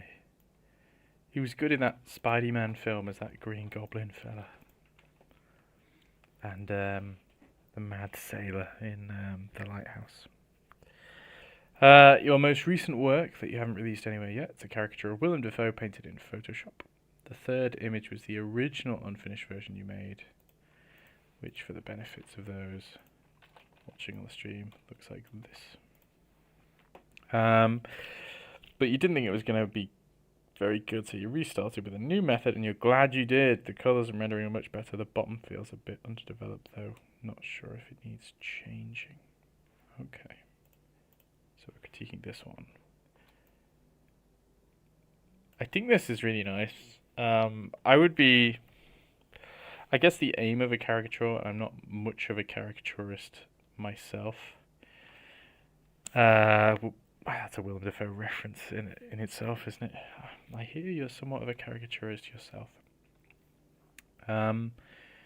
Is to take the elements of the character that are, I guess, not even most prominent, but most them, and really up them to make it feel like that person. And to me, Willem Dafoe, much like Steve Buscemi, has these red, almost like he's permanently got an eye infection, eyes. He's got pink eye. And so maybe currently it feels like the skin is like lacking a little bit in terms of different temperatures and how you could caricature or represent those. That's like his nose is getting quite pink in this as well. And then obviously his mouth, especially that part of the lip over here, is getting lovely and warm. And his ears are getting like warm as well. Bottom of his nose. But I don't know, it depends how subtle you want to go with it. I think what you have already is very nice. Other things that are uniquely Willem Dafoe, there's this like shape on his brow ridge that is like really prominent and almost like a unibrow that I think I would increase. I would almost play with the sense that he has like a unibrow, not in terms of his actual eyebrows, but like that crease or shape, you know. And I think what I'm gonna end up doing is creating some kind of Willem Dafoe-esque monster, where he just looks terrifying and awful. But what can you do, eh? I love how you've handled the mouth. I think that can get redder as well.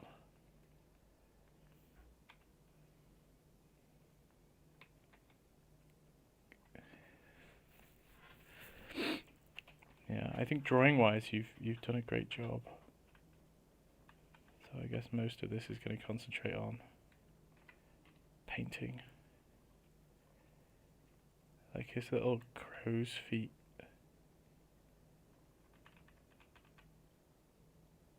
Maybe they should like be a lot more prominent value-wise, you know.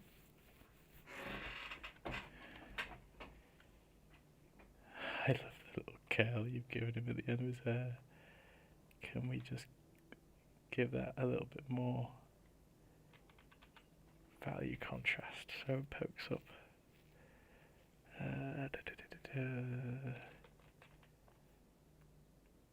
But no, I don't think I have too much to say about this, honestly. It's very nice.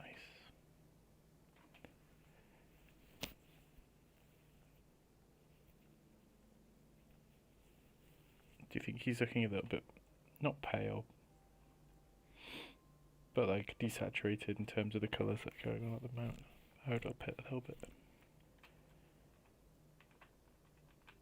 It's funny you've caricatured some things, like I guess that's the point of caricature, but you've changed some things massively, but then other things like his Adam's apple, you know, I would almost be tempted to, but I'm not a caricature artist, so maybe you know better, but I would almost be tempted to give him like this whopping great Adam's apple. So that's part of his character, or like just like every other shape. You know, maybe you've really made the chin crazy, but the shadow that the chin is casting on the rest of the head, you've kept like reasonably small. But maybe that should grow. I don't know what the rules of caricature are. Let's give him like this. His chin is casting the greatest shadow on the rest of the planet. Or like his suit has got like very subtle pinstripes in.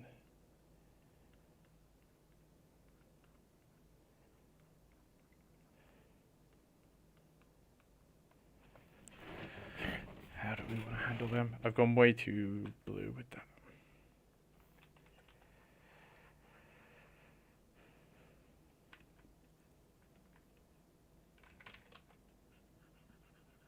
Or can you even exaggerate like his hunch? He doesn't really have a hunch.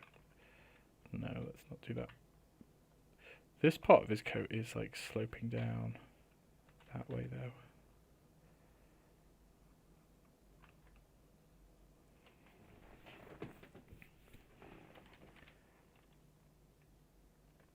Do you think he's greying in this? How old was Willem Dafoe in this picture? Not old enough to be greying, I don't think. But no, you've done a lovely job. I'll stop there before I destroy your beautiful piece of art. Oh, that's something actually. That like plain change on the lips. And then he does have that like impression or dip in the middle.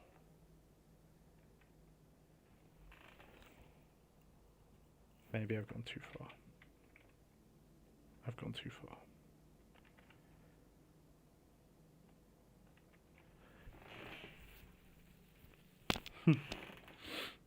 Very fun. Okay. I don't know if you've been typing in VC or if you're in the stream or anything, but you'll see it when you see it, I guess.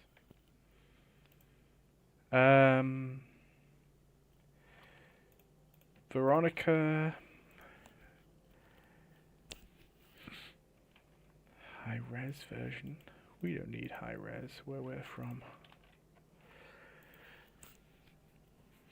You'd like general feedback on environment painting and advice for adding or painting details or detail placement. You're particularly struggling with the riverbank, painting rocks in a way that doesn't seem too jarring. Okay. I think I'm confused about where your horizon line is.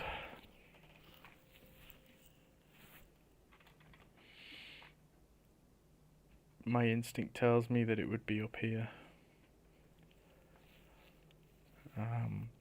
But that doesn't seem right because there aren't more valleys and rocks and whatever else taking us up to that point. So I'm not sure about that. I think you want to distribute this zigzag a little bit.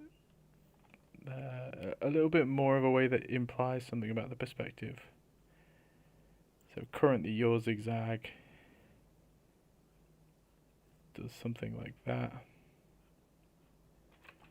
which on its own, this is for the river, does not really tell us that we're receding in perspective or getting closer or further away from the foreground or the background. We could start with maybe that strong zigzag, but then I think you would want to round it off and start compressing it like vertically, if that makes sense, so that you get this stretch from like, you can almost imagine that this is like on the surface of a circle and we're like getting around the edge of it in some way, or even that it's on a plane or a piece of paper and the plane's getting further away from us in some way. So just that shape and the fact that it implies something about the perspective and has a sense of appeal of its own is something I would probably think about. In a similar way, what's the other thing you asked? Riverbank painting rocks. Yeah, in a similar way that the bank of the river would begin to get shallower. So you'd have this shape, you'd have like these angles, and they'd get less and less steep the further into the background they were getting.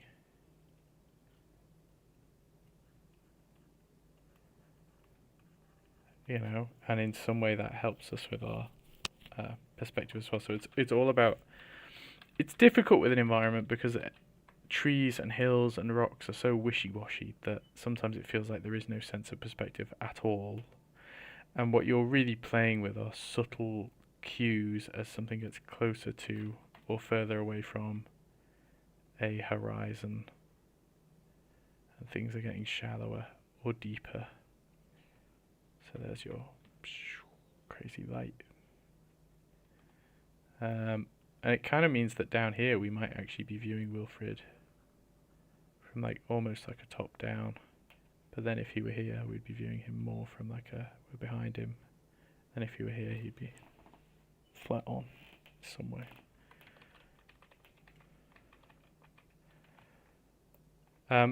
Rocks, I think I will refer you back to this. I don't know if you were watching at the time, but I'm just talking about how distribution of detail can be viewed in a fairly abstract way, right? And so maybe you could take this and you could say, where do I want my rocks to be distributed? Well, it depends on where I want to look. Maybe there's a big cluster of rocks. I guess you're implying while Wilfred's on his journey that he's moving from one location to another. And so maybe you want some kind of gradation or progression as he moves from this location down here. Maybe a few scattered rocks. And then one or two over there. Maybe in the foreground where he's coming from there are more. Or something.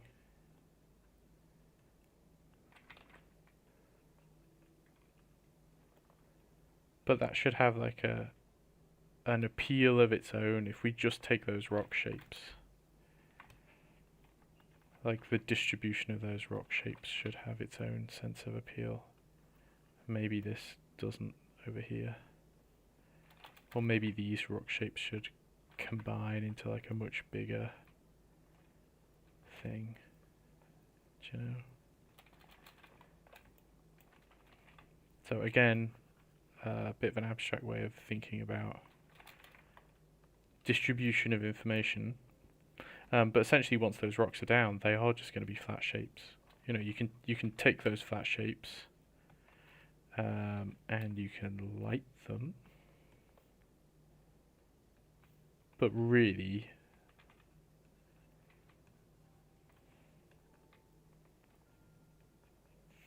the shapes are staying as they are. Especially the further away they get, they'll just be flat. And so I think about them that way, abstractly, and in a way that reinforces the perspective, because that's what this is missing at the moment, is that perspective. You could even hop in. I don't know how much of a Blender user you are, but you could hop in Blender and you could make a plane.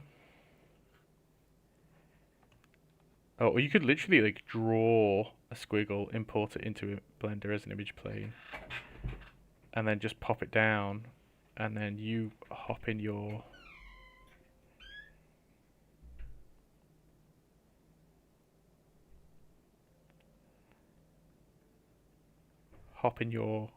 camera, pop, and you're looking in here. Hello. And as you're looking in there, you can change the focal length, you can change the angle, and all you're looking at is how this like flat shape on a plane warps. And you'll bear in mind your horizon, because you can set that up as maybe a sky texture or something. Because the focal length on him is very flat perspective-wise, which is fine. It's like a really high focal length. But then like these trees suggest more of like a fisheye thing going on.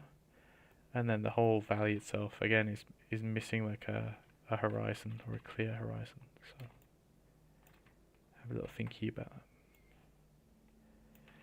that. Okay, who's next? Zork. Zork. It's hard to fault a Zork painting.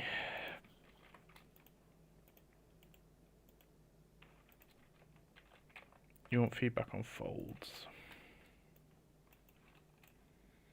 I don't know that you need it. I think you're doing fine.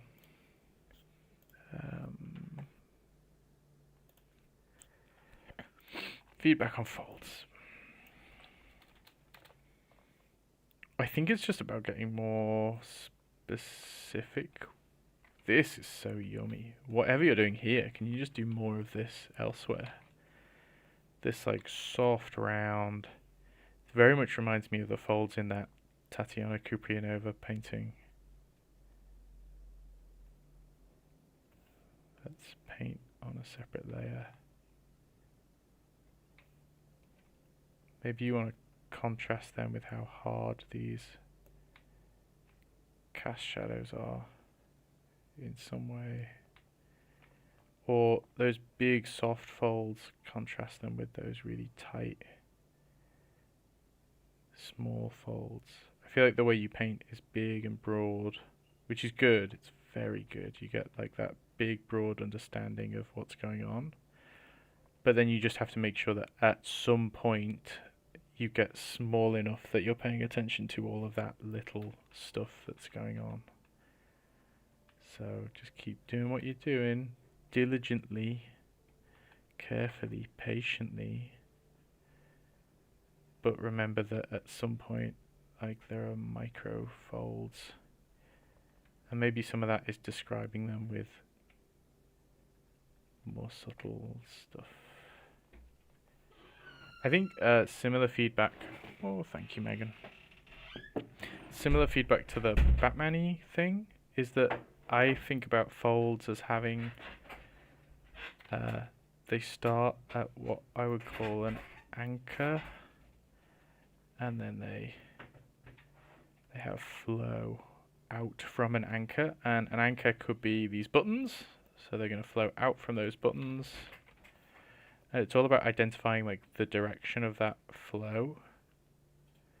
Like so buttons are an anchor point, the belt is an anchor point, so they're flowing out from the belt.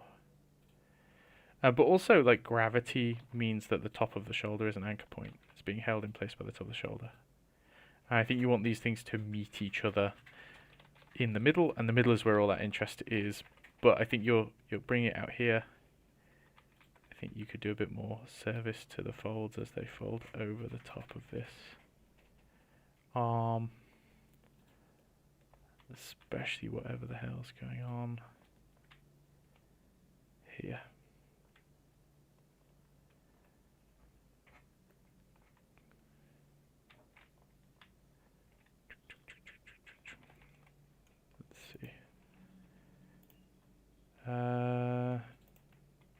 Does that make sense? I think it's a bit like jamming away, and it's a bit like talking to past me. Like you're doing a really nice job with the stuff you're paying attention to. So it's not that technically you need any help. I think you just need a prod or a reminder to open your eyes and focus on other parts of whatever painting it is that you're doing. And just sink a little bit more time into it, maybe. So if we turn this off and on, I've basically just taken the folds that you already had, and I've just taken them to their logical conclusion, maybe is how we would describe it. I've just gone, yeah, those are the big shapes, great, but what's happening around those big shapes? Like, how is the edge changing from cast shadow to form shadow? When the big shape reaches its end, it actually splits off into smaller shapes, or there are smaller shapes running alongside those big shapes. And so, just keep working on it. Really nice, really nice, actually. I think you've like, in those big shapes, you've captured that quality of like a soft fabric well, with big soft brushes. Nice. Cool. Well done. Oh. Thank you for the feedback. You're welcome. Next is... I actually can't see anyone's names because I'm in streamer mode, but it's the last person to ask for feedback. Which is this. And this, I assume, is a reference for the character. I do remember this character, or remember seeing this character at one point back in my anime days. But I I have no idea who it is, really. The character is Violet Evergarden. Well, there you go. Thank you. And you tried painting the same sketch twice with different brushes, one with texture brushes and one without. You also changed the lighting scenarios. You didn't use a reference for lighting, so the lighting probably looks like it caused some trouble. You have 3 main questions. 1. If I start with shapes, it causes the drawing to be messed up. And if I start with lines, then I end up relying on the lines to show the different elements. So when I turn off the line, it doesn't work. Or doesn't look dimensional, especially if you're using more texture brushes. I think you just got to paint for longer. I think these lines are beginning to work their way into the image to the point where I don't think turning them off should be the aim. I think integrating them into the painting should be the aim.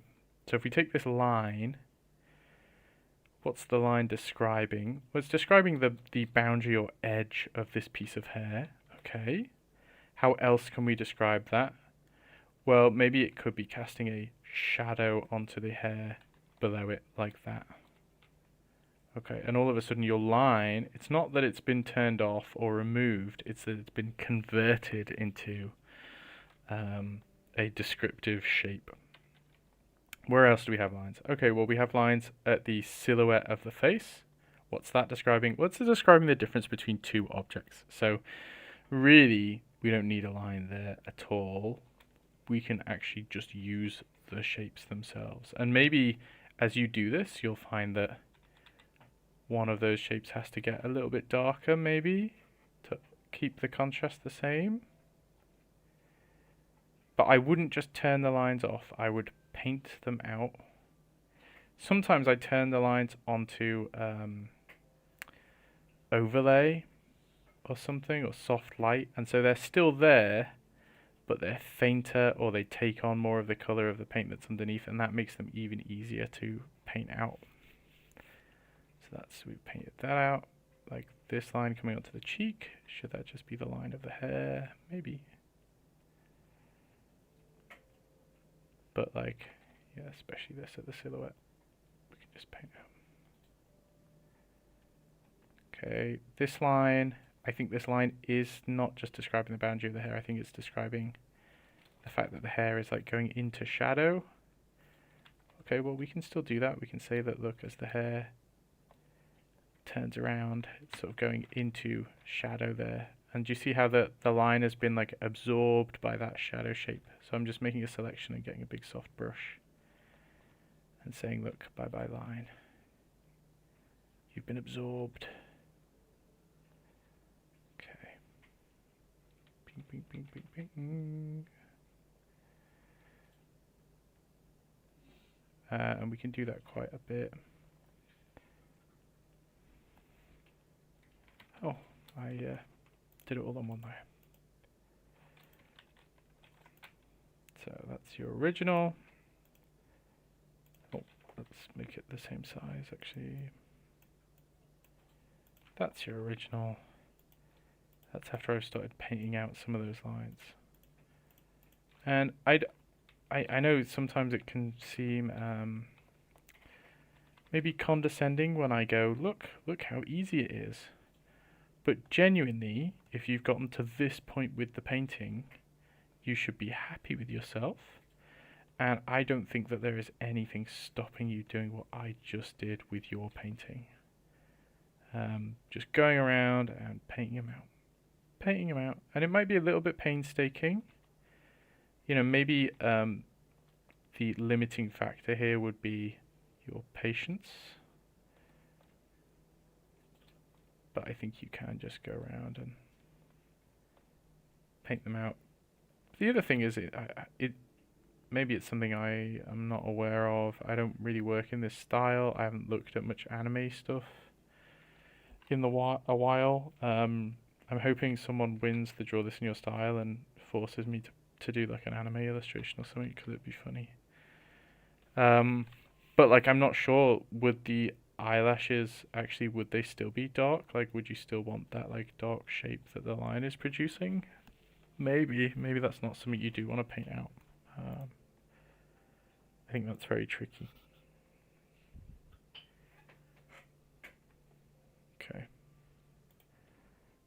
That was question 1. I see Jam and Zorka squabbling in the VC. Question 2, how do I make it so that the face looks dimensional on a character that's supposed to be pretty? Because trying to get a softer look makes it look formless, while defining planes clearly changes the character into a more rugged character. That makes sense. I don't think this looks that formless. In fact, I quite like how simple it is. But you're right. Maybe we could widen the jaw by just taking that shape that you've got, that like highlight, bounce light down there. Just making it wider. As soon as we do that, instead of the shape sitting down here and being almost flat, that is almost telling me that there is this like dimensionality, that the form is like turning around for that cheek. I think you could afford in some cases to put some plane changes in. I just think you have to be very subtle about them, and you would be amazed how subtle you can be. Like, if I want to say actually there's an underside to this nose, can I almost literally put like a little mark down there like that? If I want to say that the side of this nose is darker than the side plane of the face, can I do that? Yeah, probably. Can I say that the front of the cheek is slightly lighter than the side of the cheek? Probably. I'm just doing it with a much more limited set of values. So you can still make all those changes and it still begins to look a bit more voluminous, but they're just very, very, very subtle. Okay? Same thing with Jerry. Jerry obviously is not a female character, but he's got a beautiful face. But these plane changes are very subtle. Very, very subtle. Yeah, I haven't seen the Batman still, actually. Oh, those are nice Batmans, actually. Very nice Batmans. I've got another painting that I did the other day. I've got a couple of paintings I did the other day, actually, of that exact thing, which is women. Pretty ones like this. This is my fiance. And it's the same deal, like there is not, I'm not going, well, hold on, look, well that's like a plane change for the side of the fulcrum, and then like there's a plane change here for the cheek, because yes, that does begin to make someone look quite rugged, unnecessary. It makes them look like an Asaro head, and we don't want people looking like Asaro heads, really. But that's not to say that there aren't any plane changes here. It's just that they are softer, more gradated, and subtler. The values are not changing very dramatically at all. Specular highlights you get away with, I think. So it might be that you don't have many of those like tough shadows, but could you get away with having like little specular highlights? Because they're another way of showing off form, I think, in a really nice way.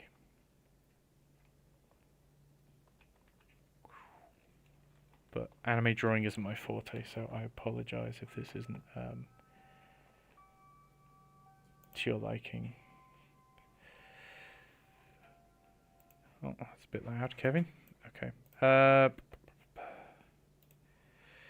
What was question numero tres? Any tips for abstraction in the background or the clothes? For example, artists like Yisheng K create abstraction in the background or anything similar to that. Yeah, you're kind of doing it here. I like Yisheng K a lot. I would stick to what you're already doing almost, but be a little bit more selective about it. In fact, do you think Object Select will recognize that this is an anime character? Go on, Photoshop. Way! Almost. So I would do what you're doing on the left one, where you've got these beautiful brushstrokes, but I would just be a little bit more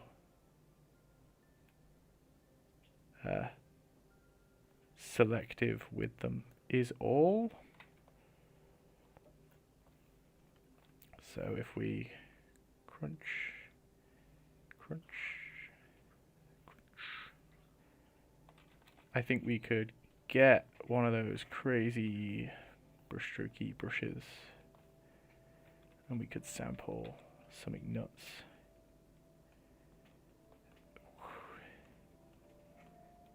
But I guess it depends on what you're trying to imply as well. I mean, Yishenkei's backgrounds, they're not just abstract. They do it. It's almost like, well, there's something back there. Is it meant to be like a tree or something? I don't know. You know.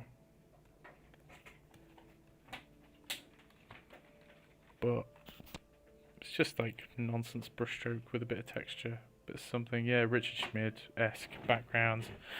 Unless you actually know what you want back there, in which case paint that, and you should. Like I was doing it again with these Asara heads. I didn't really want to paint what was behind them, but I also didn't want to make it up, so I just didn't paint the background. Oh no, don't open Adobe Bridge right at the end. Shit. But let me show you these that I did earlier. So here are some more Asara heads. And that is not the background that was behind this Asara head. It is just a collection of random colours that are almost decided based on where I want the most contrast to be. So I get the colours to go darker at the back of the head to add a bit more contrast there. Or like I put this really light blue behind the back of the head here to contrast this warm yellow instead, whereas down there on the right is a green to contrast this red. And then the same thing with this one, like this light shape wasn't here behind the head. I just plonked it there because I wanted something to show off the silhouette of the head, and if I didn't have that light shape there, well then the back of the head almost gets like lost because it's the same value as the background, which is fine as well if that's what you want to do, right? But it's a choice that you're making. Where do I want the viewer to look, and then how am I going to focus my values or colors to match that thing? Okay. There you go. How long has that been? 2 hours and 22 minutes. That's the longest critique stream in a while, isn't it? That was a marathon, yeah. Whoa. If that's that, and it has to be that because I haven't eaten and I need to eat. But thank you a lot for coming, gang, and I hope to see you soon, or I hope you enjoyed the marathon. If you enjoyed getting feedback from me, maybe consider paying me a small sum to join the Patreon, where we do this more regularly, and obviously we have much longer for just one person rather than this. It's kind of a, you know, when you got this many people asking for feedback, sometimes I feel like I'm sort of quick firing, just wham, what's the biggest thing that you need to change onto the next person, you know, so there you go. Anyway, night, bye-bye. Bye.